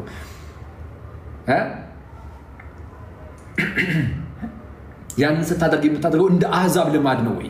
ማለትም አሕዛብ የሆነ ጣዖትን ያቆሙና ያ ጣዖት አይን አለው አይም፣ ጆሮ አለው አይሰማም፣ እጅ አለው አይዳስም፣ እግር አለው አይራመድም፣ አይንቀሳቀስም፣ የሆነ ተጎልቶ ይውላል። ከዛ በኋላስ ያ እሱ ግን መለኮታዊ ነገር አለው ወይም አምላክ ነው ብለው ይሰጉለታል። የሚሰጉለት ቀጥታ ለዛው ለጣዖት ራሳቸው ለሰሩት ለእጃቸው ስራ የእጃቸውን ስራ መልሰው ያመልኩታል አሕዛብ። ልክ በዚህ መልኩ የምናደርግ ከሆነ ክርስቲያኖች ያኔ ችግር ይኖርብናል። ግን የኛው እጅ የሰራቸው ነገሮች በራሳቸው በቃ እንደዚህ አይነት ነገር ናቸው፣ እንደዚህ አይነት ነገር ይገባቸዋል ምናምን የምንል አይደለም። ግን አገልግሎታቸውን እንደነገርኳችሁ ልክ እንደ መስኮት ሆኖ ስለሚያገለግሉ ከዛ አንፃር ትልቅ ክብር እንሰጣቸዋለን። ከዛ አንፃር ማለት ነው እና ብንሰግድ ምን ብንል ምናምን በቃ ምንም አይነት ነገሮችን ብናደርግ የምናስበው ህብረት የቅዱሳኑ ሲሆን ህብረቱን የጌታ ኢየሱስ ሲሆን ያንን የስቅለቱን ሲሆን ምናምን እና ያንን ነው እያሰብን የምናደርገው። በቃ እኛ የምናምነው ስለ ቅዱሳት ስዕላት ይሄ ነው። ከዚህ የተለየ ነገር ግን በመጽሐፍት ላይ ቢገኝ እሱ ድጋሚ ይታያል፣ ይመረመራል፣ አለቀ። ዋና አስተምህሯችን ምን ይላል? ኦኬ ሰው ይሄንን አስተምህሯችንን በቅዱሳት መጽሐፍት ምናምን ማስረዳት በቃ በቂ ነው። ኤኒዌይስ እንደዛ ነው ምናምን እናንተ ሰዎች። ከዛ ውጭ ግን ይሄ ፈረደበት ገርላት ተአምራት እያነሱ ቅድም እንዳልኳችሁም ራስን በጣም ክቡ ራስን እንዴ በጣም የሚገርመው አሁን የስዕላት ጉዳይ ይሄ ነው ብያቸዋለሁ አይደል? ኢቭን ስዕላት ሙሉ ሙሉ ስህተት አሁን የነገርኳችሁ ስህተት ቢሆን ራሱ ፕሮቴስታንት እንድንሆን ያደርገናል እንዴ? ኢቭን ቢሆን ኖሮ ራሱ ነው ያልኳችሁ። አሁን ይሄ ምንም ጤናማ ነው የነገርኳችሁ። ግን ስህተት ቢሆን ራሱ ፕሮቴስታንት አያደርገንም። ይሄ እንዴ እዛ ታዲያ እስላሞች ልክ ሲነሱ ስዕላትን እየቀደዱ ምናምን የተነሱት አይደል? እስላሞች ሲነሱ ስዕላትን እየተቃወሙ ምናምን ነገር ተነስተው ነበር። ስለዛ ሰው ለምን ታዲያ የስዕል ስህተት ነውና እስላም ቢሆን ለምን አይደለም? እዛ ስዕል ስህተት ቢሆን ኖሮ ራሱ በቃ ስዕል ስህተት ስለሆነ ፕሮቴስታንቱ ላይ ሎጂካል አይደለም። ስዕል ኦርቶዶክስ ሙሉ በሙሉ ስህተት ብትሆነ ራሱ ነው የምላችሁ። ኦርቶዶክስ ሙሉ በሙሉ ስህተት ናት ማለት ፕሮቴስታንት ግን እውነት ነው ማለት አይደለም። ቢሆን ራሱ በስመ አብ እኔ እኮ እንዴት ሎጂካል እንዳሉ ናቸው አንዳንዴ በጌታ ስም። እንዳልኳቸው የስዕላት ጉዳይ በዚህ ደረጃ ቀላል፣ በዚህ ደረጃ በቃ የኛ እምነታችን ይሄ ነው አለ። ይሄ ሆኖ ሳለ ፕሮቴስታንት የማንሆንባቸው ግን እንዴ በጣም በርካታ ምክንያቶች አሉ። ፕሮቴስታንት ቀጥታ ከክርስቶስ ጋር እንዲጸቡ ውስጥ ነው ፕሮቴስታንቲዝም ገና ከመነሻው ከታድሶ ዘመን ታድሶ ብለን ከጠራ ነው ከሪፎርሜሽኑ ማለት ነው እነ ሉተር እነ ጆን ካልቪን ሲነሱ ጀምሮ እነ ሉተር ራሱ ሉተር ላይም እነ ጆን ካልቪን ላይም እነ ዝዊንግሊ ላይም ሶስቱም ላይ የሀገር ስህተት ድህነት ተኮር ሳይቀር ሶስቱም ላይ ድህነት ላይ ሳይቀር አደገኛ ስህተቶችን ተሸክመው የተነሱት እግዚአብሔርን የሆነ አድሏዊ አድርገው ተስለውት ነው ነገር እግዚአብሔር ላይ ስተው ነው የተነሱት ጸጋ ብቻ የሚለው አስተምሯቸው ላይ እግዚአብሔርን አድሏዊ አድርገው እግዚአብሔር የተወሰኑ ሰዎችን ብቻ ለማዳን እንደመረጣ አድርገው ሉተራኖቹም ሳይቀር እንደዛ ነው የሚያምኑት ባይዘው ሰው በአዳም ኃጢአት ምክንያት ሞቷል አሉና ማለት ነው አዎ ትክክል ነው በአዳም ኃጢአት ምክንያት ሞቷል እና የሞተበት አሟሟት ነፃ ፍቃዱን እስኪያጣ ነው አላጣም እኮ ነፃ ፍቃዱን አጣ ቢል መጽሐፍ ቅዱስ ላይ አንድ ጥቅስ የለም ግን ሪፎርመሮቹ እነዚህ ሐዳሲያኑ ሲነሱ እነ ሉተር ምናምን ሉተር ቦንዴጅ ኦፍ ዘ ዊል በተሰኘ ጽሑፉ ላይ እነ ጆን ካልቪን ኢንስቲትዩትስ ኦፍ ዲ ክርስቲያን ሪሊጅን በተሰኘ መጽሐፋቸው ላይ ሌሎችም እነዚህ ሪፎርሜሽኑ ወይም የታድሶ አንቀሳቃሾች እንደተናገሩትም ማለት ነው እንዳስተላለፉትም ኢቭን በጥንታዊ ስል ከፕሮቴስታንት አንፃር የአውግስበርግ ኮንፌሽን 18ኛው አርቲክልንም ካያችሁት ለሲቪክ ራይቸስነስ የኖርማሊ ወይም ደግሞ ምድራዊ ለሆነ ዝም ብሎ ስጋዊ ለሆኑ ነገሮች ምናምን ነፃ ፍቃድ ሊኖረን ይችላል ለመብላት ለመጠጣት ምናምን ሊሆን ይችላል እንጂ ለመንፈሳዊ ነገር ሰው ለማመን በእግዚአብሔር እንኳን ለማመን ነፃ ፍቃድ የለውም ስለዛ ማመን አይችልም በእግዚአብሔር ብለው ነው የሚያስተምሩት ኦኬ በእግዚአብሔር ማመን አይችልም ሰው በአዳም ኃጢአት ምክንያት የሞት ነው በዚህ ደረጃ ነው አይደለም እነሱ ግን በቃ በአዳም ኃጢአት ስለሞትን ማመን እንኳን አንችልም ማመን አይቻልም ታዲያ ኢየሱስ ክርስቶስ ለኛ ለማዳን መጣ ታዲያ ሰው ለመዳንሽ ምን ያድርግ ታዲያ ስትሉት ምንም ማድረግ አይቻልም ምናሽ እንዴት ይዳል እግዚአብሔር የተወሰኑ ሰዎችን መርጧል ለማዳን እሺ እነሱ እንዲያምኑ ያደርጋቸዋል ጸጋውን ይሰጥና ይለውጣቸውና እንዲያምኑ ያደርጋቸዋል አስቀድሞ ለመረጣቸው ብቻ ያለ እነሱ ፈቃድ ሳያምኑ ሳይፈቅዱ ምን ሳይሉ እግዚአብሔር ራሱ አስቀድሞ ፈቃዳቸውን ይፈውሳል ምናምን ከዛ በኋላ እንዲያምኑ ያደርጋቸዋል ስለዛ ሌሎቹን ተዋቸው ማለት ነው እንደዚህ አይነት ትምህርት ነው በጉያቸው ውስጥ ያዙት እግዚአብሔር ነገር እግዚአብሔር ላይ እግዚአብሔርን አድሏዊ አድርገው ማለት ነው ከዛ በኋላ ደግሞ በዛው በፕሮቴስታንት ውስጥ አንዳንዶች ደግሞ ይነሱና የለም እንደው ሰው ነፃ ፍቃድ አለው የሚሉ ደግሞ ተነስተው ነበር እንደ ለምሳሌ በእነ ጃኮብ አርሜኒዩስ በኩል አርሜኒያኒዝም የሚባለው እሱ ነው ላይ በሱ በኩል የመጣው ትምህርት ነው በእነሱ ሳይድ አሁን በቃ ሰው ነፃ ፍቃድ አለው የሚሉ ደግሞ ሰዎች ተነስተው ነበር ኢቭን ነፃ ፍቃድ አለው የሚሉ ሰዎችን ራሳቸውን አሁን ፔንቴኮስታሎቹ ነፃ ፍቃድ አለው ምናምን ሊሉ ይችላሉ እነሱን ደግሞ ስትመለከቷቸው እሺ ነፃ ፍቃድ አለው ያምናል እንበል ሰው ለመዳን ምን ማድረግ አለበት ብላችሁ ጠይቋቸው እምነት ብቻ ጥምቀቱ አያስፈልግም ለመዳን ያሉት ያጠምቃሉ ግን ለመዳን አይሉም ለመዳን መሆኑን ክደውታል በዛ ውስጥ የእግዚአብሔር ጸጋ አይተላለፍም ነው የሚሉት ቅዱስ ቁርባን እውነተኛ የጌታ ስጋና ደም አይደለም ምሳሌ ብቻ ነው ብለው ነው የሚያስተምሩት የጌታ ናትን ወይም ቅዱስ ቁርባን ማለት ነው ይሄ ቀጥታ ከክርስቶስ ጋር እንዲህ ጦርነት ውስጥ መግባት ጌታ ኢየሱስ ጥምቀት ያድናል ብሎ አስተምሯል ያመነ የተጠመቀም ይድናል ብሎ ጥምቀት ለድነት እንደሆነ ሲያስተምር እነዚህ ሰዎች ግን ጥምቀት ለድነት አይደለም ይሏል ቅዱስ ቁርባን እውነተኛ የጌታ ስጋና ደም መሆኑን ኢየሱስ በተደጋጋሚ የዘላለም ሕይወት እንኳን እንደሚገኝበት በዮሐንስ ወንጌል ምዕራፍ 6 በወንጌላት ላይ በማቴዎስ ወንጌል ምዕራፍ 26 በማርቆስ ወንጌል ምዕራፍ 14 በሉቃስ ወንጌል ምዕራፍ 22 ቅዱስ ጳውሎስ በመጀመሪያ ቆሮንቶስ መልእክቱ ምዕራፍ 10 ምዕራፍ 11 በተደጋጋሚ ያስተማሩበት ጉዳይ ሲሆን የቅዱስ ቁርባን ጉዳይ እነዚህ ሰዎች ግን ተነስተው የለም ምሳሌ ብቻ ነው ከጌታ ኢየሱስ ጋርም ከሐዋርያቱ ጋርም ጸብ ውስጥ ናቸው አደገኛ ጸብ ውስጥ ሆነ አሁን እኛ ሰው በክርስቶስ ኢየሱስ ያምናል የሚባለው ክርስቶስ ኢየሱስ ያስተማረውን ትምህርት ሁሉ አሜን ብሎ ሲቀበል ነው ለምሳሌ እኔ እድል ልስጣችሁ እስቲ እንደውም አሁን ለ10 ደቂቃ እድል ልሰጣችኋለሁ ፕሮቴስታንት ወንድሞቼ ግቡና ማለት ነው ኢየሱስ እንዲህ ብሎ አስተምሮ አንተ ግን የማትቀበል አላህ አንተና ቤተክርስቲያን የምትሉት ካለ ይሄው በ4000 ምናምን ሰው ፊት ኑና አሁን ትነግሩኛላችሁ የትኛውም ፕሮቴስታንት ወንድሞቼ ኑና ኢየሱስ ክርስቶስ እንዲህ ብሎ አስተምሮ የኦርቶዶክስ ቤተክርስቲያን ግን እንዲህ አልቀበልም ብለዋለች የምትሉት ካለ ኑና ሰው እኔ ግን ኢየሱስ እንዲህ ብሎ አስተምሮ እናንተ ግን አልቀበልም ብላችሁታል ስለዛ በኢየሱስ አታምኑ ክርስቶስ ኢየሱስ የሆነ ነገር ተናግሮ አልቀበልም ካላችሁት ሌላ ነገሩን ብትቀበሉ ራሱ ይሄን በዚህኛው ስለካዳችሁት ክርስቶስን ክዳችሁታል የሚል ታርጋ ሊለጠፍባችሁ ይችላል እኔ ግን እሱን ማሳየት ይችላል ፕሮቴስታንት ወንድሞች የትኛውም ፕሮቴስታንት ኢቭን ሉተራን አሁን ብዙ ጊዜ ሉተራኖች ጥሩ ናቸው ብለን እንላለን አይደል ሉተራን ወንድሞች ካላችሁ ንግቡና ላሳያችሁ ሉተራኖች ራሳችሁ ተኑ ኢየሱስ ያስተማረውን ትምህርት አትቀበሉም አይ አንቀበልም ያላችሁ ትምህርት አለ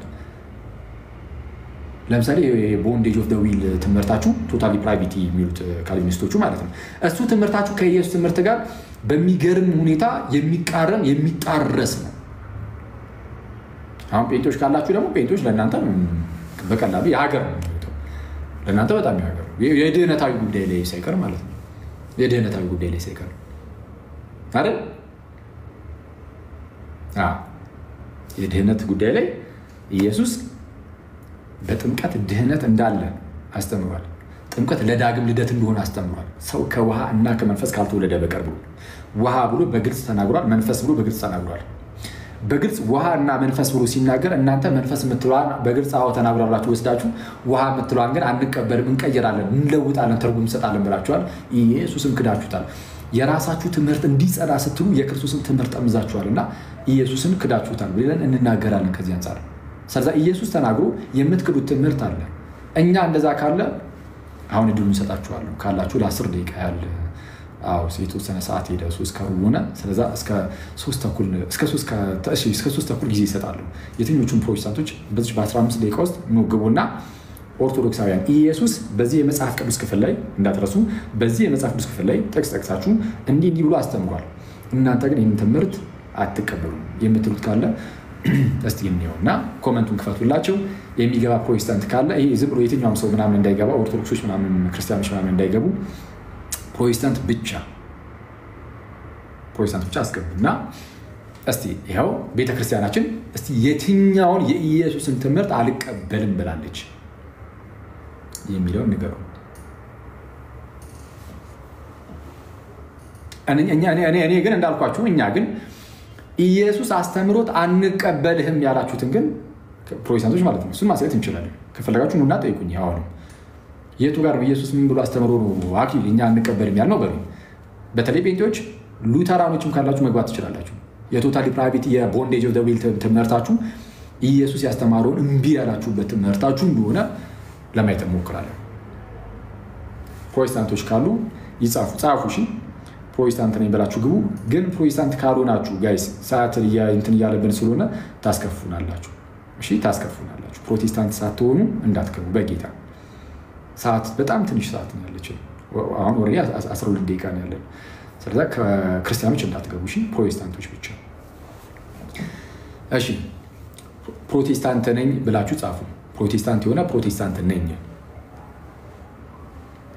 የሉትራንን ከገቡ በዛው እግረ መንገዴን ይሄ ቦንዴጅ ኦፍ ዘ ዊል ትምህርታቸውን አንስተን እናያለን ካልሆነ ደግሞ በዚህ ርዕስ አድርጌው እገባላችኋለሁ እሺ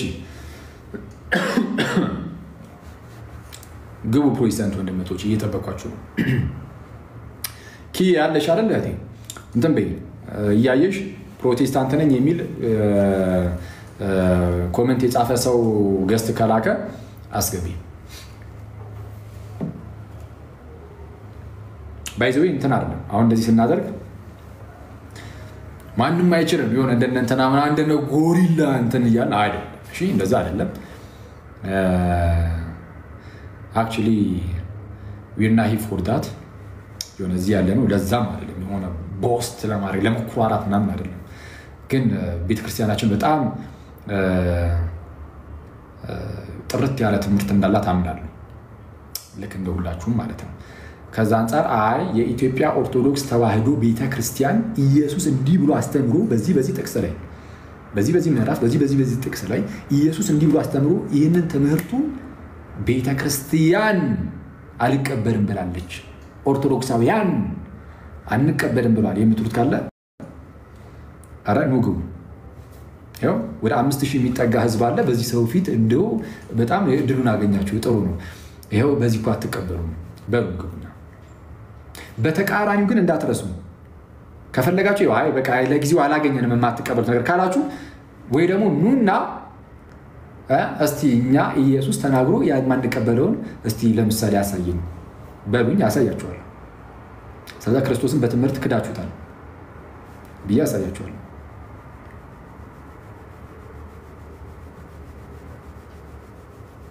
እያያችሁ እሺ ጋይስ ካለ ሰው አስገቡ ፕሊዝ። 10 ደቂቃ አለ።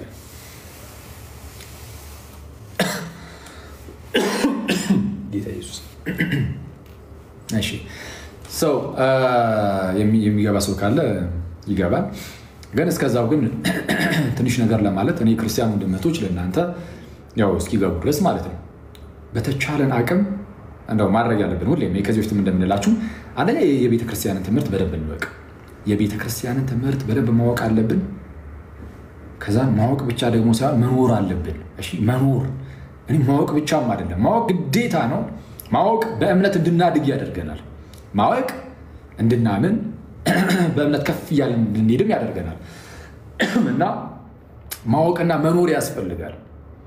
ብዙ ሰው ቤተ ክርስቲያንን የሚተወው ብዙ ሰው ከእውቀት ማነስ ነው። እኔ ቤተ ክርስቲያንን የሚተውን ብቻ አይደለም። እኔ አሁን ብዙ ጊዜ እያያችሁ ነው ጋይስ፣ በተለይ አሁን ከቅርብ ጊዜያት ወደዚህ ብዙ ሰው ራሱን ስለማጥፋት ምናምን ቀለል አድርጎ ነው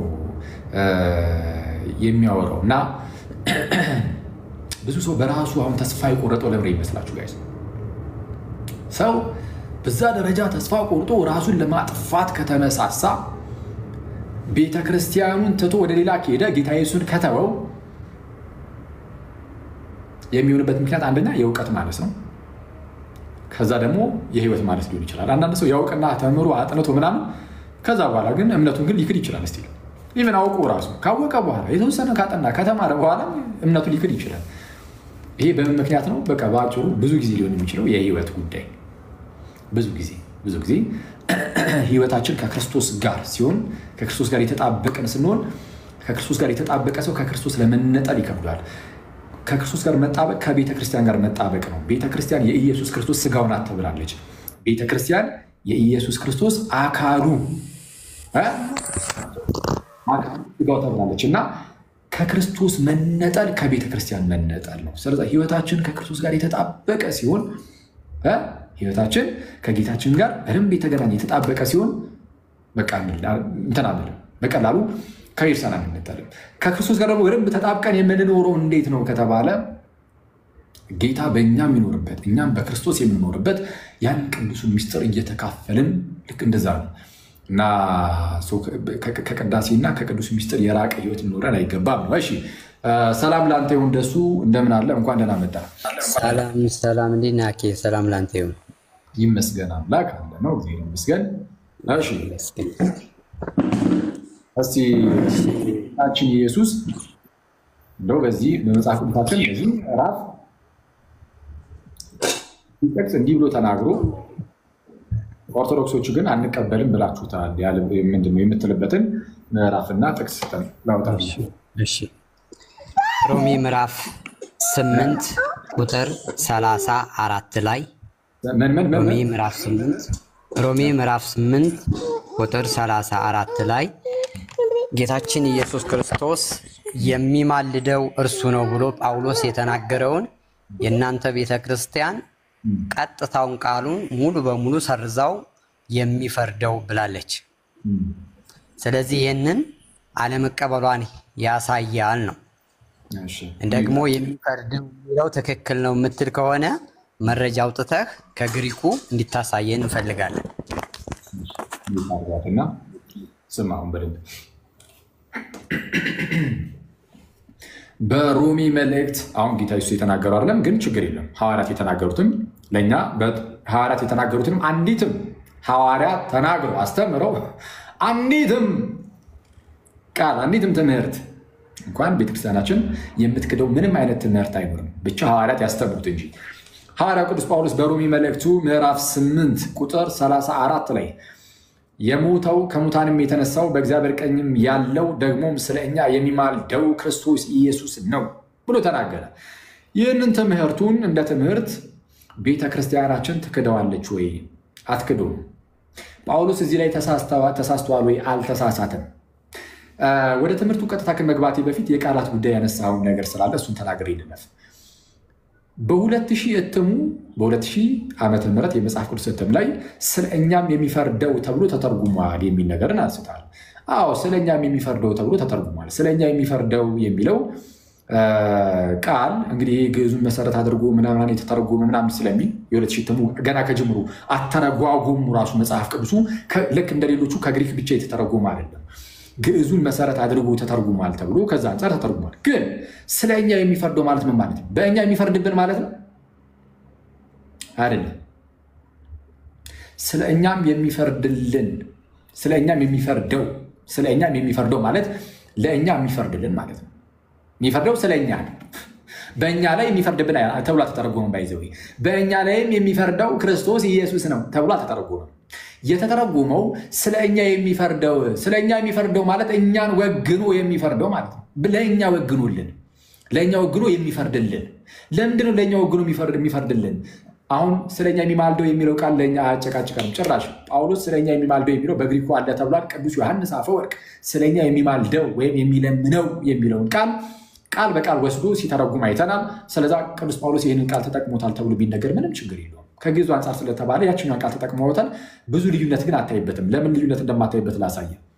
ስለኛ የሚማልደው ክርስቶስ ኢየሱስ ነው ሲባል አንዳንድ ፕሮቴስታንቶች ይህንን ቃል ይዘው ማለት ነው የራሳቸውን የሆነ አስተምህሮ ፈጥረውበት እናያለን። ለምሳሌ ስለኛ የሚማልደው ስለሚል መማለድ ቀጥታ ትርጉሙ መለመን ማለት ነው።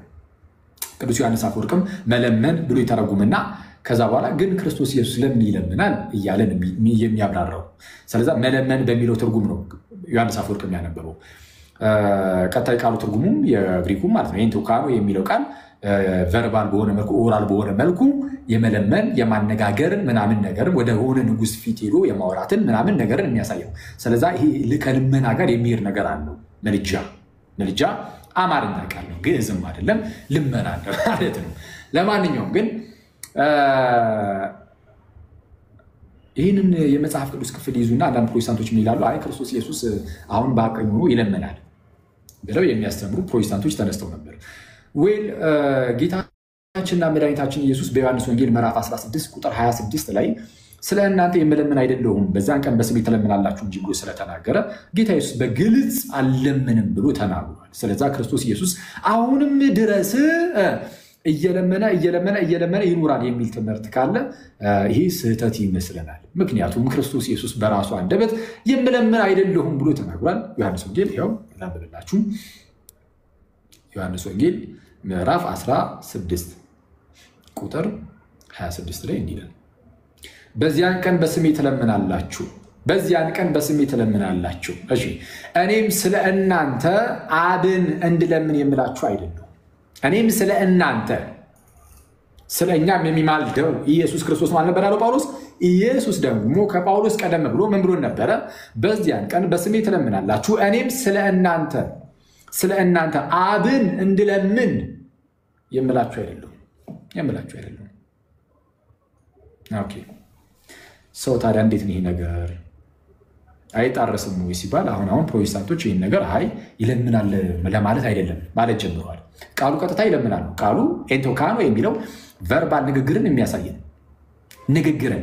የሚያሳይ ነው። ልመናን የሚያሳይ ነው። እንዳልኳችሁ የጥንት አባቶችም እነ ዮሐንስ አፈወርቅም ከልመና ጋር አገናኝተው ነው የፈቱት። ግን ክርስቶስ ይለምናል በምን መልኩ እንዴት ብሎ ሊለምን ይችላል ብለው ነው ሲያብራሩት የምናየው። እና ሰው ቀጥታ ቃሉን ልመና ነው የመጀመሪያው ትርጉሙ ልመና ነው። እሱን ትርጉም አይወስዱትም። አሁን ፕሮቴስታንቶች እነሱ አይ ነው በዚህማ አንወስድም ብለዋል። ታዲያ ምንድነው ሲባሉ ክርስቶስ ኢየሱስ በመስቀል ላይ ሆኖ ስለ ሁላችን ሞቷል፣ ተሰቅሏል ይሉናል። እሺ ደሙን አፍስሶልናል። እሺ ያንዴ የተሰራው ስራ ግን ዘላለማዊ ነው። ኦኬ ዘላለማዊ ከመሆኑ አንፃር ነው ያን የምንለው ይላሉ። እንደዛ ካላችሁ ምንም ችግር የለውም። እሱ የኛ ትምህርት ነው። ወደኛ ትምህርት መጣችኋል ማለት ነው። ከልመና ጋር ግን አስታኮ ግን የተናገሩ በርካታ ፕሮቴስታንቶች አሉ፣ ሉተርን ጨምሮ። ሶ ኤኒዌይስ ወደኛ ግን ልመለስላችሁ። ሶ ይህንን ቃል እንክደዋለን ወይ? አንክደው። ስለኛም የሚማልደው ክርስቶስ ኢየሱስ ነው። ጳውሎስ በእርግጥም ቆንጆ አድርጎ ገልጾታል። ግን ምን እያለን የሚለውን ግን መረዳት አለብን ነው። ምን እያለን የሚለውን መረዳት አለብን። ክርስቶስ ኢየሱስ የማዕዘን ራስ ድንጋይ ተብሎ ሲገለጽለት የማዕዘን አለት ድንጋይ ማለት ነው። ወይም ደግሞ ያም አለት ክርስቶስ ነበረ ተብሎ በመጀመሪያ ቆሮንቶስ መልእክቱ ምዕራፍ 10 ላይ ቅዱስ ጳውሎስ ሲናገር ያም አለት ማለት ድንጋይ ማለት ነው። ድንጋይ ክርስቶስ ነበረ ስለተባለ አንድ ሰው ብድግ ብሎ ክርስቶስ ጌታ ይቅር ይበለንና ድንጋይ ነው አለት ነው በቃ ብሎ እንደዚህ አይነት ዶክትሪን ቢፈጥር የሚቀበለው ሰው ይኖራል? አይኖርም። ስለዛ አለት ሲባል ከምን አንጻር አለት ተባለ ተብሎ ማብራሪያ ይሰጣል። አሁንም ስለ እኛም የሚማልደው ክርስቶስ ኢየሱስ ነው ሲባል ከምን አንጻር ተባለ የሚለውን ከአባቶች ትምህርት ያለ ነው።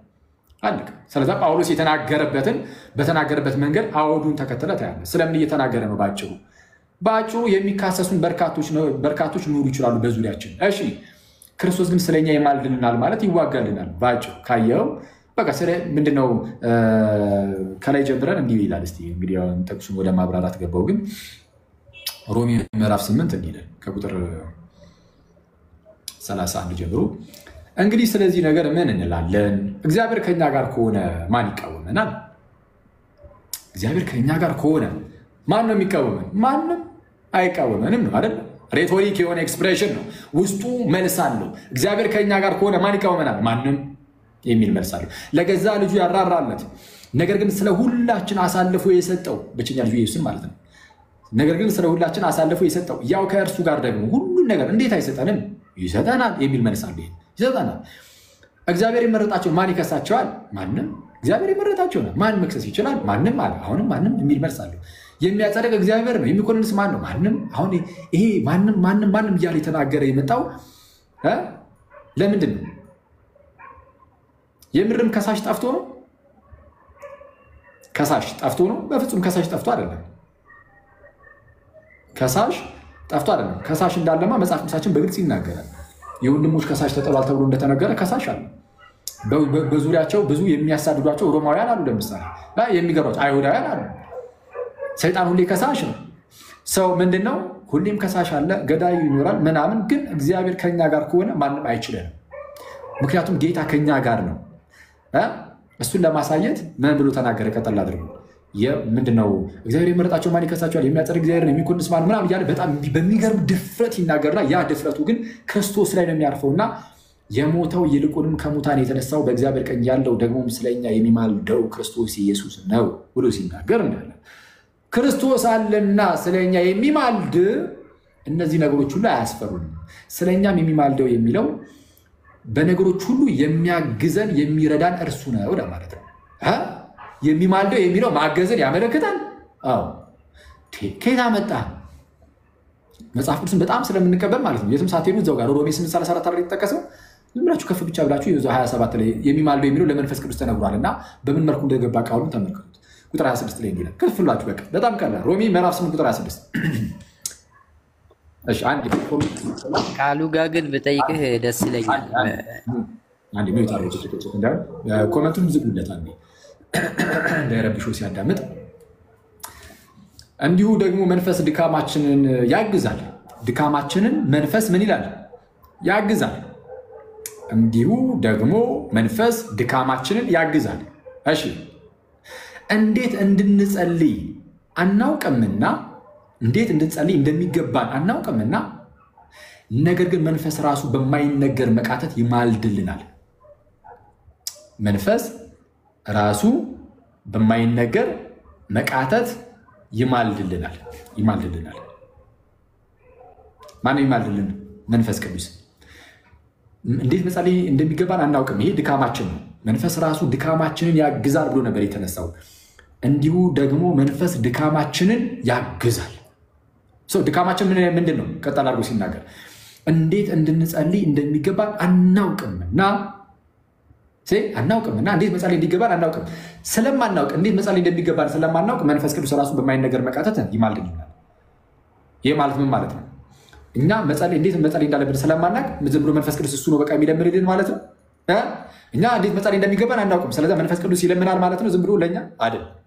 ታዲያ ምንድን ነው? በአጭሩ መንፈስ ድካማችንን ያግዛል ስላለ ድካማችን ደግሞ እንዴት መጸለይ እንደሚገባን አለማወቃችን ስለሆነ መንፈስ ቅዱስ ያግዘናል። ለምንም ያግዘን እንዴት መጸለይ እንዳለብን በማስተማር መንፈስ ራሱ ይማልድልናል ሲል እኛ እንድንማልድ እንድንጸልይ እንድንለምን ያግዘናል እና በቃ በዚህ ቃል ተቀመጠ። ስለዚህ የመንፈስ ቅዱስን አጋዥነት ለማሳየት ይሄ ቃል ተቀምጧል ማለት ነው። ቀጠል አድርጎ ልብንም የሚመረምረው የመንፈስ ሐሳብ ምን እንደሆነ ያውቃል። ልብንም የሚመረምረው የመንፈስ ሐሳብ ምን እንደሆነ ያውቃል፣ እንደ እግዚአብሔር ፈቃድ ስለ ቅዱሳን ይማልዳልና። ስለ ቅዱሳን ይማልዳልና ማለት መንፈስ ቅዱስ እንደው እያለ አይደለም።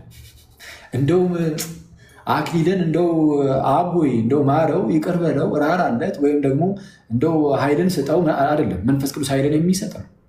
መንፈስ ቅዱስ አጋዥ፣ መንፈስ ቅዱስ አጽናኝ የእግዚአብሔር መንፈስ ነው። ሕያው የሆነ ሕይወትን የሚሰጥ መንፈስ ነው። ስለዚህ መንፈስ ቅዱስ ይማልዳል ተብሎ ሲነገር ወይም ለክርስቶስ ኢየሱስ ስለተሰቀለ ብለን እንደምትሰጠው ለመንፈስ ቅዱስ አልተሰቀለም። እዚህ ጋር ቀጥታ ምንድነው ይማልዳል የሚለው ቃል ለመንፈስ ቅዱስ ሲገባ ቀጥታ አጋዥነቱን በሚያሳይ መልኩ የተቀመጠ ነው። ይህንን በርካታ የፕሮቴስታንቶች መተርጉማንንም ተመልከቱ። እዚህ ክፍል ላይ የመንፈስ ቅዱስን አጋዥነት የሚያሳይ ነው ብለው ፈተውታል ፕሮቴስታንቶቹ። ኦኬ መማለድ የሚለው እዚህ ጋር አጋዥነትን የሚያሳይ ከሆነ ዝቅ ስትል ሮሜ 8:34 ላይም ለመንፈስ ቅዱስ የተሰጠው ቃል ለጌታ ኢየሱስም ተሰጠው። ስለ ጌታ ኢየሱስ ሲናገር እንዲህ አለ፣ የሞተው ይልቁንም ከሙታን የተነሳው በእግዚአብሔር ቀኝ ያለው ደግሞ ስለኛ የሚማልደው ክርስቶስ ኢየሱስ ነው። ክርስቶስ ኢየሱስ ስለኛ ይማልዳል። ምን ማለት ነው? በጣም ብዙ ከሳሾች አሉብን። በጣም ብዙ የሚገፉን ነገሮች አሉ። ከእምነት ሊያስወጡን የሚችሉ በጣም በርካታ ነገሮች ሊመጡ ይችላሉ። ግን ክርስቶስ ያግዘናልና እነዚህ ሁሉ አይበረታቱብንም፣ አያሸንፉንም ነው። ለዛ ነው እኮ ቀጣዩን ጥቅስ አናነበውም እንጂ ምንም ይለው ከክርስቶስ ፍቅር ማን ይለየናል? መከራ ወይስ ጭንቀት ወይስ ስደት ወይስ ረሃብ ወይስ ራቁትነት ወይስ ፍርሃት ወይስ ሰይፍ ነውን? ይህም እንዲህ ተብሎ እንደተጻፈ ነው፣ ስለ አንተ ቀኑን ሁሉ እንገደላለን፣ እንደሚታረዱ በጎችም ተቆጠርን። እንደሚታረዱ በጎችም ተቆጠርን። እንዲህ ሁሉ ጭንቀቱ፣ መከራው፣ ሰይፉ፣ ራቁትነቱ፣ መከራው ሊመጣ ይችላል። በዚህ ሁሉ እንዲህ ተብሎ እንደተጻፈው ነው። ደግሞ ምን ተብሎ ተጽፏል? ስለ አንተ ቀኑ ሁሉ እንገደላለን፣ እንደሚታረዱ በጎችም ተቆጠርን ተብሎ ተጽፏል። ግን በዚህ ሁሉ ውስጥ ግን ቁጥር 37 ላይ በዚህ ሁሉ ግን በወደደን በእርሱ ከአሸናፊዎች እንበልጣለን። በዚህ ሁሉ ግን በወደደን ነፍሱንም ስለ እኛ አሳልፎ በሰጠው በጌታችንና በመድኃኒታችን በኢየሱስ ክርስቶስ ከአሸናፊዎች እንበልጣለን። ስለዛ ክርስቶስ ኢየሱስ እዚህ ክፍል ላይ ይማልዳል ተብሎ ሲነገርለት አጋዣችን ሆኖ ሁሉን ድል የምንነሳበት ድል መንሻችን መሆኑን ለማሳወቅ እንጂ ያልጨረሰው ስራ ኖሮ እዛ ሄዶ የሆነ ነገር የሚል እንደዛ አይደለም። ስለዛ ከዚህ አንጻር ከሆነ ቃሉን እንቀበላለን፣ ምንም ችግር የለብን፣ አሳሳቢም አይደለም። ስለዛ አትቀበሉም ያልከው ሐሰተኛ ክስ ነው። እንቀበላለን፣ አሜን ብለን የምንቀበለው። ስለኛም የሚፈርደው ተብሎ ግን 2000 እትሙ ላይ ገብቷል ተባለ። ምናልባት ቀጣይ ደግሞ ሲታተም ቀጥታ የግሪኩን ወርድ የግሪኩን ቃል አምጥተው ስለኛ የሚማልደው ሊያደርጉት ይችላሉ። እሱ ምንም ችግር የለብንም። እዛው ላይ አሁን ስለኛ የሚፈርደው ተብሎ የተተረጎመበት የ2000 እትሙ ላይ ከታች ዝቅ ብሎ ህዳው ላይ ካያችሁት ማለት ነው በጣም ታማኝ ነው። ባይዚ ያሳተመችው ምንድነው የኢትዮጵያ ክርስቲያን አይደለችም። የህትመቱን ስራ ሙሉ በሙሉ ተቆጣጥራ እሷ አሳተማ እያሰራጨች አይደለም። የመጽሐፍ ቅዱስ ማህበር እኮ ነው ያሳተመው መጽሐፉ። ፕሮቴስታንቶችም ያሉበት ማለት ነው።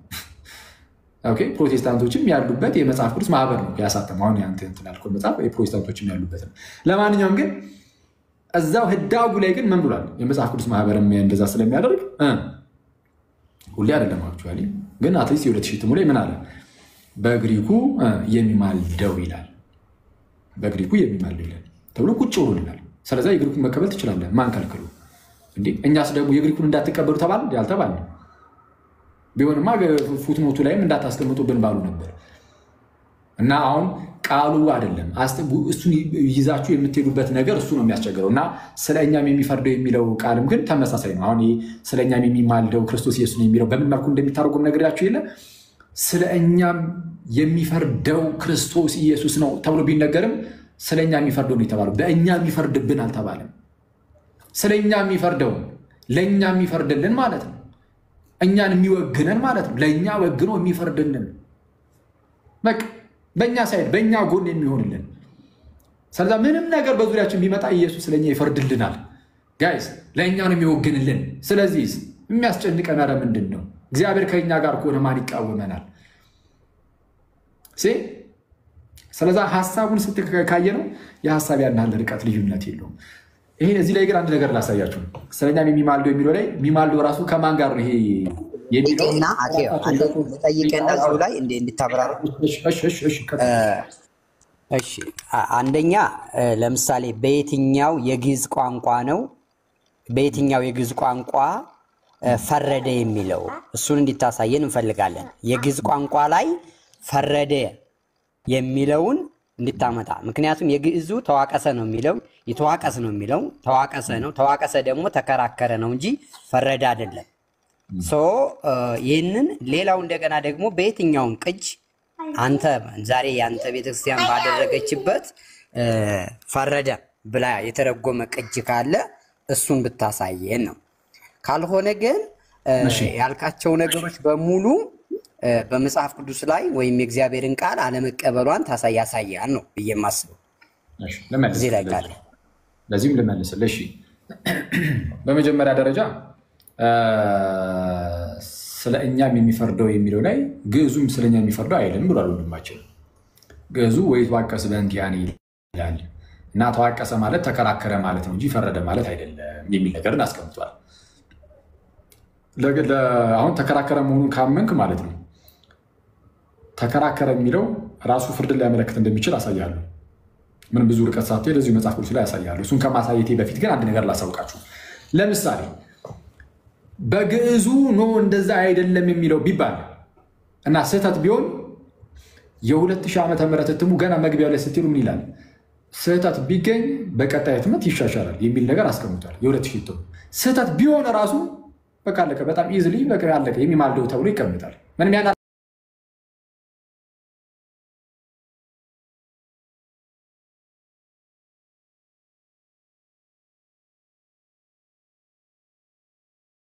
የሚከራከረው ክርስቶስ ኢየሱስን የሌለ ስለኛም የሚከራከረው ይላል። ስለኛም የሚከራከረው በሚለው ስትሄድ ምን አይነት አውድ ይዞ ሊመጣ ይችላል መሰለህ? ለምሳሌ መዝሙረ ዳዊት ምዕራፍ 43 ቁጥር 1 ላይ እንዲህ ይላል፣ አቤቱ ፍረድልኝ፣ አቤቱ ፍረድልኝ፣ ከጽድቅ ከራቁ ህዝብም ክርክሬን ተከራከር፣ ከሸንጋይና ከግፈኛ ሰውም አድነኝ። ክርክሬን ተከራከር ሲባል እግዚአብሔር ሆይ ለምንልኝ፣ እነዚህ እንደው ግፈኞችን ለምንልኝ ማለት ነው አይደለም። የተወሰነ ሰጣ ገባ ውስጥ ገባልኝ ከነሱ ነው አይደለም።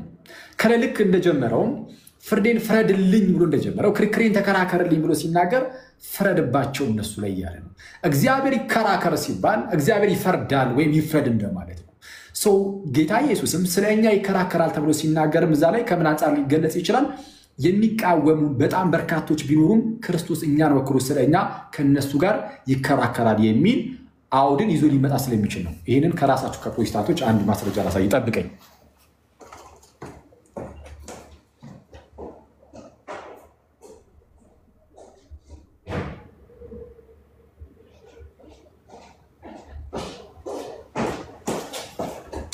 እሺ አንዴ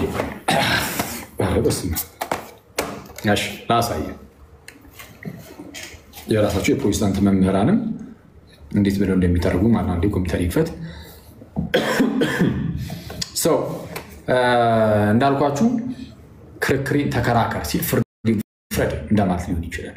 ክርስቶስ ስለኛ ይከራከራል ሲባል የሚቃወሙንን ሊሆን ይችላል። አንድም ተብሎ በዚህም ሊፈታ ይችላል። በሌላ ሳይድ ይፈታሉ፣ በዚህም ግን ሊፈታ ይችላል። በዚህ መልኩ ከፈታው ፍረድልኝ፣ ለኔ ወግንልኝ አይነት ነገር ሊሆን ይችላል እና አውዱ ተመሳሳይ ነው። ክርክሬን ተከራከር የሚለው ከዛ አንፃር ስለሆነ አንዴ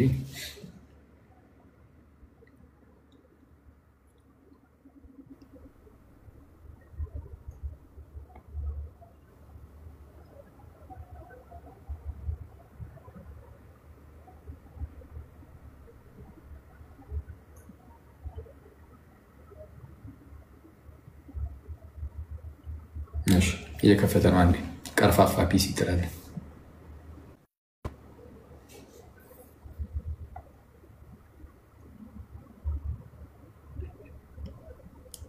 እሺ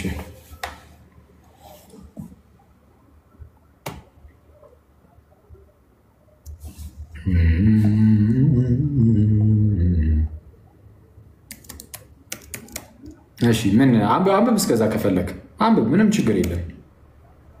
እሺ ተዋቀሰ የሚለው በቁሙ ተሟገተ፣ ተከራከረ ነው እንተዋቀስ ኩሉ ይተዋቀስ ለው ኤክላሃት ተዋቀስክሙ የሚል ነው። አንተ እንዳልከው ፈረደ የሚል ቃል አሁን እኔ የምታመጣልኝ ያልኩህ ተዋቀሰ ፈረደ ተብሎ የተተረጎመ ወይም የወረደ ካለ እሱን ነው። አለበለዚያ አንዱን ቃል ከአንዱ እንትን በማድረግ እሱ ትርጉም ሊኖር አይችልም። የቃላትን ትርጉም ነው ግዙ መጽሐፍ ቅዱስ ተዋቀሰ ከሆነ ያለው የተዋቀሰን ትርጉም ስጠን ነው። አሁን ያልኩን እንግዲህ ሰብከኝ ከሆነ ለእግዚአብሔር ተከራከረ የሚለው ፍርድን የሚያመለክት ነው ብዬ ምን ጠቀስኩልህ? እስኪ አውጣውና አንብቡ። መዝሙር 43 እግዚአብሔር ክርክሬን ተከራከር ተብሎ ሲነገርለት ፍረድልኝ እያልከው ነው። ተዋቀሰ የሚለውንም እውነቱን ለመናገር አሁን ሰሞኑን ራሱ ማን ነው ዘማሪያም ማን ይሁን አሩን ነው ብቻ አንድ ሰው ራሱ አውጥቶ እዚሁ ከመጽሐፍ ቅዱስ ሲያሳይም ነበር። ያን አላስፈላጊ ከሆነ ምንም ማተር ኦፍ ሰም ሰከንድስ ስለሆነ አውጥቼ ላሳይ ይችላል። ለጉንጭ አልፋ ክርክር እንዳናደርገው ግን በአጭሩ ስነግርህ ማለት ነው ተሟገተ ከሆነ ክርስቶስ ከማን ጋር ነው የሚሟገተው?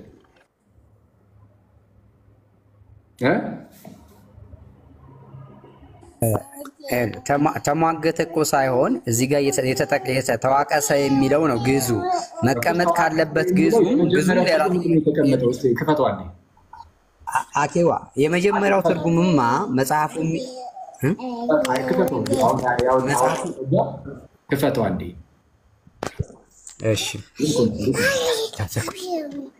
እሺ ሶሪ እንዲህ ይላል ተዋቀሰ በቁሙ ተሟገተ ተከራከረ። አንዴ ተዋቀሰ በቁሙ ምንድነው ትርጉሙ? ተሟገተ ተከራከረ። አንዴ ተሟገተ ተከራከረ። ስለዚህ የተዋቀሰ ትርጉም ይሄ ከሆነ አንተ የቱን ነው የምትቀበለው ለዚህ ጥቅስ? አሁን ይሄ ሁለቱም እንትን ይሆናል። እሺ ሁለቱም ይሄ ለዚህኛው ነው ለሮሚ 8 ነው። ኦኬ ቆይ አንዴ ለሮሚ 8 ነው። አዎ ተሟገተ ተከራከረ ይላል አይደል? የቱን ነው የምትቀበለው? የትኛውን የቃሉን ትርጉም ነው የምትቀበለው? ቶታሊ የግዙም ትክክል አይደለም ብዬ ነው የማስበው እኔ የግሪኩን ነው የምቀበለው። ስለዚህ የግዙ ትክክል አለ። ምክንያቱም ግዙ ወዳጅ አንዴ አሁን የግዙን ትርጉም ሳይሆን አንተ አሁን እየተቃወምክ ያለው ገና ከጅምሩ ግዙም ስህተት ነው እያልክ ስለሆነ ግዙም ስህተት ነው። አንዴ ግዙ ስህተት ነው ካልክ አሁን ላሳይ ነው። በነገራችን ላይ የራስን ኢቨን የኢትዮጵያኖች አይደለም ከውጭ ሀገር ላሳየ ነው። ቀጥታ ቪዲዮ ላሰማችሁ ነው ለአንተ ብቻ ሳይሆን ለሌሎችም ማለት ነው። በምን መልኩ እንደተረጎሙ ላሳየ። አንተ ትክክል አይደለም ያልከውን አሁን እና ላሳየ። እሺ አንዴ እናዙሩ። እሺ የፕሮቴስታንት መምህር በመጽሐፍ ቅዱስ ጥናታቸው ሮሜ 8:34 እንዲተረጎሙት Chapter 8, verse 34, the great book of Romans. Let's go with it. It reads, "Who is he that commendeth them? It is Christ that died, yea, rather, that is risen again, who is even at the right hand of God, who also maketh intercession for us." Now, a lot of people think, well, Christ is making intercession for us between us and God. Not true. ብዙ ሰዎች አሉ እኚህ መምህር ሲያስተምሩ ክርስቶስ ስለኛ የሚማልደው የሚለውን ቃል ሲያዩ ክርስቶስ በእኛና በእግዚአብሔር መካከል እየማለደ ነው ብለው እንደዛ ያስባሉ። ግን ትክክል አይደለም፣ ስህተት ነው ይላሉ። እሺ ታዲያ ምንድነው መለስ አድርገው ያሉ? ቆይ ስሙ። It is Christ that died, yea, rather, that is risen again, who is even at the right hand of God, who also maketh intercession for us. Now, a lot of people think, well, Christ is making intercession for us between us and God. Not true. እውነት አይደለም፣ ትክክል አይደለም። He's making intercession between you and your enemies here on earth. ያው ኢንተርሴሽኑ ያለው ግን ይሄ እንግዲህ መዋቀሱ መከራከሩ ያለው በእናንተና በኤነሚያችሁ መካከል ሆኖ ነው ይሄንን ነገር የሚያደርገው፣ በእናንተና በጠላታችሁ መካከል። ስለዛ ክርስቶስ ስለኛ ይከራከራል ሲባል ከጠላቶቻችን ጋር አይነት ነገር ማለት ነው በዚህ በምድር ላይ። That's what his intercession is. ክፍሉ የሚያወራው ስለዚህ ነው ብሎ ያስቀምጣል። ቆይ አንዴ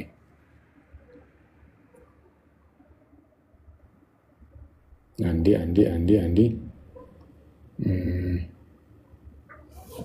እሺ የግዕዙ ሊቅ ወዳጃችን ናቱ እና አሁን አጋጣሚ ምን አለኝ አንዴ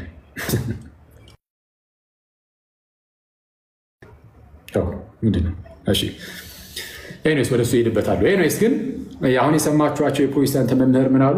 የክርስቶስ ኢየሱስ እዚህ ጋር ምልጃ ተብሎ ሲቀመጥ በእናንተና በእግዚአብሔር መካከል ሆኖ ኢየሱስ ክርስቶስ ማለት መካከለኛ አይደለም እያሉ አይደለም ይናልካሉ። አሁን ግን ምልጃው ግን እንደዛ አይደለም። በእናንተና በእግዚአብሔር መካከል ያለ ሳይሆን በእናንተና በጠላቶቻችሁ መካከል በዚሁ በምድር ላይ ነው።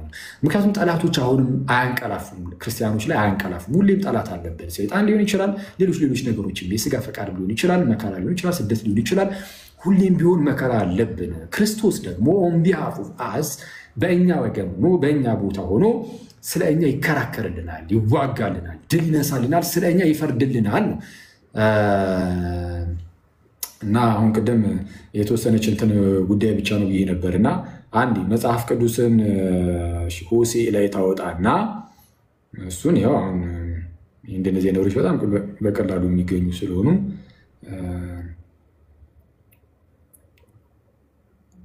ልክ እዛ ላይ እንደተቀመጠው ማለት ነው። አንዴ ኦኬ፣ አንተ ሲጀመር እንትኑንም ግዕዙን ትክክል አይደለም ማለት ለካ። ስለዚህ አሁን ግዕዙን ለአንተ ማስረዳትም ያን አላስፈላጊ አይደለም ማለት ነው። ግን አትሊስት ግን ፕሮቴስታንቶቹ ሳይቀር እንደሚናገሩትም ይህ የክርስቶስ ኢየሱስ መከራከር ከጠላት ጋር ሊሆን ይችላል። አሁን በዚህ መልኩ ሊተረጎም ይችላል። ይህ ብቸኛው ትርጓሜ ነው እያልኩኝ አይደለም።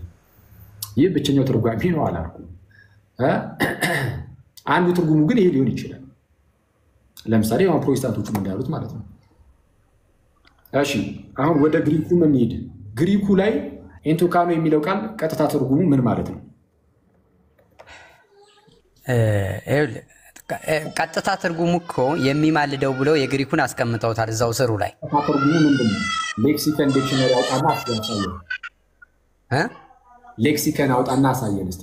ኤንቶካኖ ለማንኛውም ይሄኛውን ነግሬ ልሂድ። ይሄ ተሟገተ የሚለው ግዙን ላኩ ባረ ነው የሚለው። ላኩ ባረ ማለት ተጣላ፣ ተከራከረ፣ ተሟገተ የሚል ትርጉም ነው ያለው።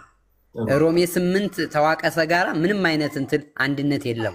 ይሄው አሁን ካሰማው ጋር እንዴት አታገናኙም? ደስ ይወልኝ ሁሌ የሰማሁትም እኮ ያለው አንደኛ ይሄ አንድ የፕሮቴስታንት አሁን እኚህ የፕሮቴስታንት ደግሞ የግድ ተቀበላችሁ አይደለም። በዚህ መልኩም እንዲህም ደግሞ ይፈታል ነው እያልኩ ያለው። ዝም ብሎ የሆነ አንድ ራንደም ሰው ዝም ብሎ ተነስቶ እየተናገረ ወይም ኢትዮጵያ ውስጥ ብቻ የሚነገር ነገር አይደለም። በራሳችሁ መምህራን ሳይቀር መጽሐፍን እኔ አባቶችን ለምን አላሳየም? አባቶችን ሮሜ 8:34ን እንዴት እንደተረጎሙት በሱ ትቀበላለህ? ሙሉ አባቶችን እቀበላለሁ። አሁን የማንን ላውጣለሁ? እሺ አይ ቆይ ላሳየህ። ለምሳሌ አውጣሽ እንዴ ትርጉሙ እኮ ይሄ ብቻ ነው አላልኩም። ለምሳሌ እንዲህ ይላል እንትላን የአውግስቲን ኦፍ ሂፖፕ የሱን ማውጣት እንችላለን። እና አውጣውና ስለ ስላሴ መጽሐፉ ላይ በጻፈው እንትን ላይ እንዲህ ይላል አሳይ ይችላል። አውጣውና በቃ ችግር የለም። ቪዲዮን ክፈት፣ መጽሐፉን አውጣው ብቻ እንደ ካህኑ መጽሐፉን አውጣው አባ መጽሐፉን የአውግስቲን መጽሐፉ ይሄው እንካ ይሄው እኔ አሁን መጽሐፉ የለኝም። እንትኑ ላሳይ ምዕራፉን እና እንትኑ ላሳየው ይሄው ወዳጅ አይሰማም። የአውግስቲንን የምጠቅሰው ቀጥታ የአውግስቲንን መጽሐፍ አምጣና ለምሳሌ ነው ይሄው መጽሐፉን እያሳየው እኮ ነው። ወንድምነት ይሄው መጽሐፉን እኮ ነው ማሳየው። ይሄ እኮ መጽሐፍ አይደለም። እና ምንድን ነው መጽሐፉ? ከመጽሐፉ የተወሰደ አይደል እንዴ? ይሄ መጽሐፍ ነው። ከመጽሐፉ የተወሰደ አይደል እንዴ? እንጃ እንግዲህ አንተ ነህ ጽሑፉን ያመጣው አንተ ነገረን እንጂ ከሆነ መጽሐፉን ለምን አገልጠው? ወይስ መጽሐፉ የለም? ኮምፒውተር ኮምፒውተርን ከመጽሐፉን ላውጣ ተሻለ አንዴ ሰርች ላድርግ። ምንም ችግር የለም አውጣው። ከዛን እያነበብክ ተርጉምልህ።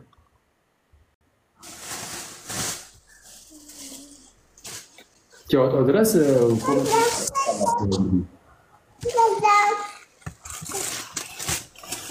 ትንሽ ጊዜ ትሆናለህ። ኮምፒውተሬ ያው ምንም ችግር የለውም። አውጣው ነው እንግዲህ የተወሰነ ጊዜ ሰጠን።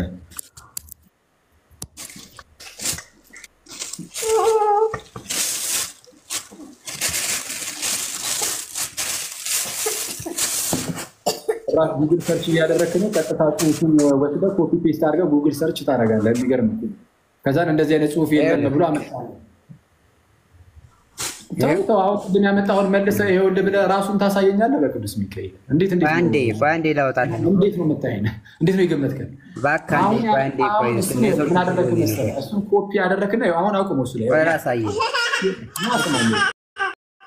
አንዴ ምታረግ እሺ አንዴ ይኸው ቀስ ችግር የለም ክፈተው አንዴ እስከምትከፍተው አንዴ ቆይ ክፈተውና ከዛን እዚህ መጽሐፉ ላይ ብለህ መጽሐፉን ነው የምትከፍተው መጽሐፉን ከከፈትክ በኋላ ታነባለህ አሁን ምን ቢያደርግ ጥሩ ነው አንዳንድ ሰው በቅዱስ ሚካኤል አለና ዝም ብሎ የሆነ ነገር ኮፒ አደረገ ምሩሱ ያዘው ማለት ነው ኮፒ አደረገና ለጉግል ሄዶ ሰጠው ጉግል ላይ ሄዶ ፔስት አድርጎ ሰርች አድርጎ ምንም ሊያመጣለት አልቻለም ሪሌትድ የሆነ ሰርች ሪዛልት የለም ማለት አሁን ቅድም እንዳያችሁት ማለት ነው እና አሁን ጉግል ላይ ሰርች እያደረክ እየፈለክ ነው መጽሐፉን ወይ ንገረንና እኛ በውስጥ እንላክልን ወይም እኛ ይኸውልህ እኛ ጋር በል ኢኦሲሲ ላይብራሪ እንካ መጽሐፉ ልንገርህ ልንገርህ እሺ እንካ ከቻናል ላይ አምጣና ወይ መጽሐፉ እንካ ሻውጣልኝ ልንገርህ እኮ መጽሐፉ ልንገርህ እሺ መጽሐፉን አውጣ እኮ መጽሐፉን ልንገርህ ላውጣልህ እያልከኝ አይደል ልንገርህ እሺ አውጣልኝ እንላክልን ይኸውልህ መጽሐፉን እንላክልህና ይሄ ያንተ እሺ ላክልኝ በጣም እሺ ላክልኝ ቴሌግራም ላይ ግባ አሁን ቴሌግራም ላይ ግባ እንዴት በስልኬ ነው ያለኝ እንዴት ያው ዴስክቶፕ ቴሌግራም ላይ ግባ እሺ ይኸው እንካ እሺ መጽሐፉን ይኸው አሁን ዘ ትሪኒቲ ቡክ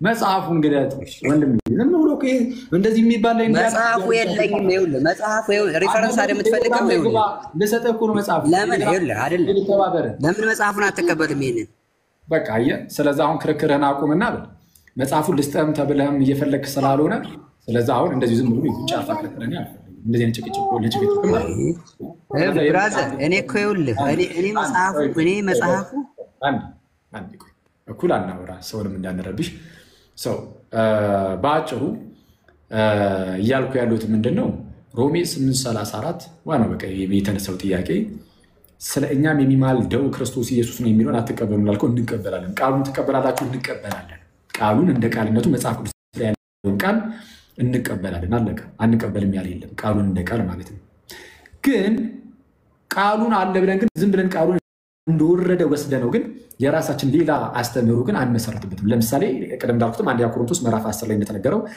ያም አለት ክርስቶስ ነበረ ይላልና ያም አለት ድንጋይ ክርስቶስ ነበረ የሚለውን ወስዶ አንድ ሰው በቃ ቀጥታ ዝም ብሎ ወስዶ ብቻ በቃ ክርስቶስ አለት ነው ማለት ኖርማል ሊትራል አለት ነው ሊል የሚችል እንደዚህ የሚደፍር ሰው የለም እንደዚህ ለማለት የሚደፍር ሰው የለም እዛ ጋር እንደዛ ስለተጻፈ ብቻ ስለዚህ አሁን ስለኛም የሚማልደው ክርስቶስ ኢየሱስ ነው ካለ ከምን አንፃር እንደዛ ተባለ የሚለውን እናብራራለን ሳብራራለ ቅድም ከላይ ለመንፈስ ቅዱስ የተነገረውን አንስቼ ለክርስቶስም ሰጥቼ እኛን ማገዙን የሚያሳይ ስለሆነ በዛ መልኩ አድርገን እንረዳዋለን በቃ ስለዛ ቃሉን እንቀበላለን ወይ እንቀበላለን ከግዕዙ አንፃር ተደርጎ ተተርጉሟል ብያለሁ የግዕዙ ስህተት ነው አልክ የግዕዙ ስህተት ከሆነ ምን ታደርጋለህ መሰለህ ዝም ብሎ አንድ ራንደም ጋር ተነስቶ በቃ ይሄ ስህተት ነው ማለት አይችልም ምን ይፈልጋል ጥናት ይፈልጋል አንደኛ ግሪኩን ታውቃለህ የራሱ ዝም ብሎ ኢንቱ ካሉ ማለት ምንድነው እንደዚህ ነው እንደዛ ነው ሳይሆን ግሪኩን ራሱን ታውቃለህ ግሪክ ማወቅ ይጠይቃል ከዛ በኋላ ደግሞ የግሪክ የተለያዩ ቴክስቶች አሉ በጣም በርካታ ቴክስቶች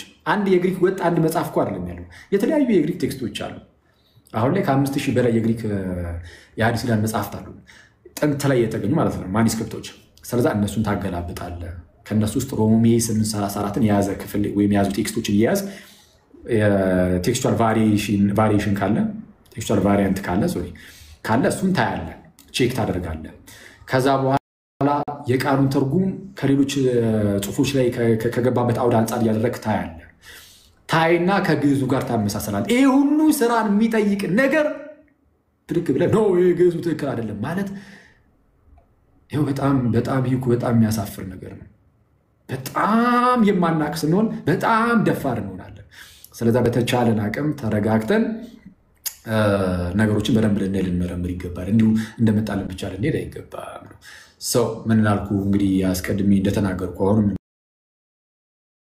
አስቀምጠን ያለን ጎርጎርዮስ ዘንዚናዙ ደግሞ እርሱ ሰው የሆነው እኛን አምላክ ለማድረግ ነውና አምላክ ዘለጸጋ ማለት ነው። በጸጋ የጸጋ ማለት ነው።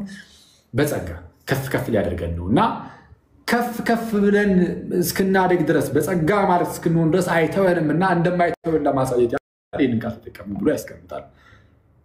አውግስቲን ኦፍ ሂፖ ደግሞ ሌላ ያለውን ነገር ካለ ችግር የለውም። እሱን ኢየሱስን ደግሞ እናያለን። ትርጓሚዎችን እንደየሁኔታቸው እያየን የምንቀበል ይሆናል።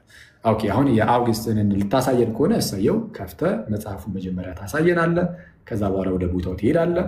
ከዛ በኋላ ታነባለህ፣ ትተረጉማለህ፣ ታስረዳናለህ። ምንም ችግር የለውም። እድሉን እንሰጣለን። ግን አፍጥነው ፕሊዝ። 4 ሰዓት ሆነ እዚሁ ጌታ ሆይ።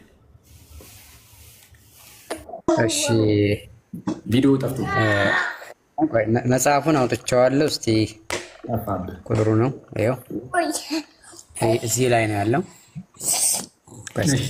ዌብሳይት ላይ ነው ያወጣው። እሺ ይሁን፣ ችግር የለም።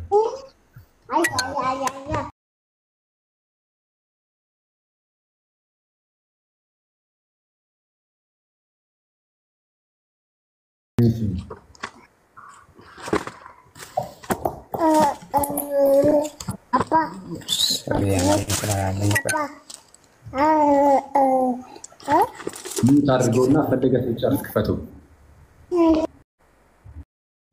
ቴንክ ዩ። እስከዛ ትንሽ ነገር እናወራ። አክቹዋሊ በጣም ተንዛዛ ነገር። እስከዛ ኮመንቱ ይከፈትላችሁ እናንተም እንዴ እስከ መቼ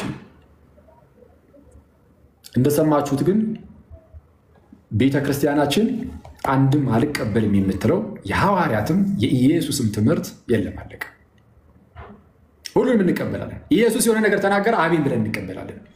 ሐዋርያው ጳውሎስ የሆነ ነገር ተናገረ፣ አሜን ብለን እንቀበላለን። ስንቀበል ግን በተሳሳተ መረዳት ውስጥ ሆነን አይደለም፣ በትክክለኛ መረዳት ውስጥ ሆነን ሁሉንም እንቀበላለን፣ ሁሉንም። ስለዚህ ይሄ ስለ እኛም የሚማልደው ክርስቶስ ኢየሱስ ነው ይላል ቃሉ። ቃሉ ካለ አሜን ብለን እንቀበላለን። ግን ምን ማለት ነው የሚለው ግን እንተረጉማለን፣ ወይም ደግሞ በአባቶች በኩል የመጣውን ትርጓሜ እናያለን። ከዚህ አንጻር ልንመለከተው ይገባል። እሺ ሌላ ቦታ እንትን እየተባለ ነው መሰለኝ። ደሱ አፍተር ነው ፕሊዝ።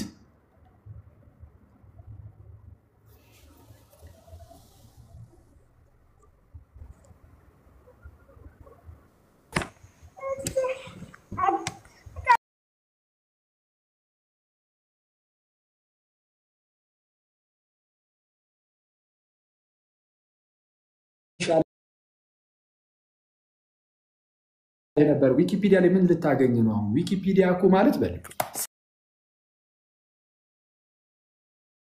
ሰዎች ስለሆነ ነገር ለምሳሌ አውግስቲን ኦን ዘ ሆሊ ትሪኒቲ የሚል ጽሑፍ አለው እና እዛ ጉዳይ ላይ ስለዛ መጽሐፍ ሰዎች አውግስቲን በዚህ ጊዜ የጻፈው ሊሆን ይችላል ወይ ስለዚህ ጉዳይ ላይ አትተበት ምናምን ብለው ዝም ብለው ይጽፋሉ። እና እሱ የተቀመጠ ነው። ዊኪፒዲያ ይዘህ ትመጣለህ።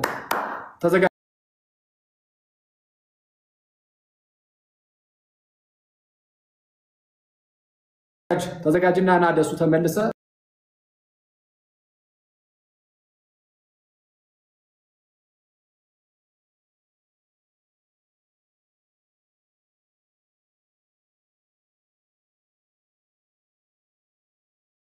ብለን ፕሮቴስታንት የማንሆንበት ምክንያት ልክ እንደ በፊቱ እንደዛ ብለን እንገባለን።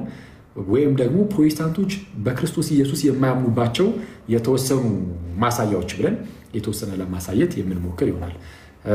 ይህን ያህል ካልን አይበቃንም? ምን አይ ቲንክ የሚበቃን ይመስለኛል። ሳናስበው እስከ 3 ሰዓት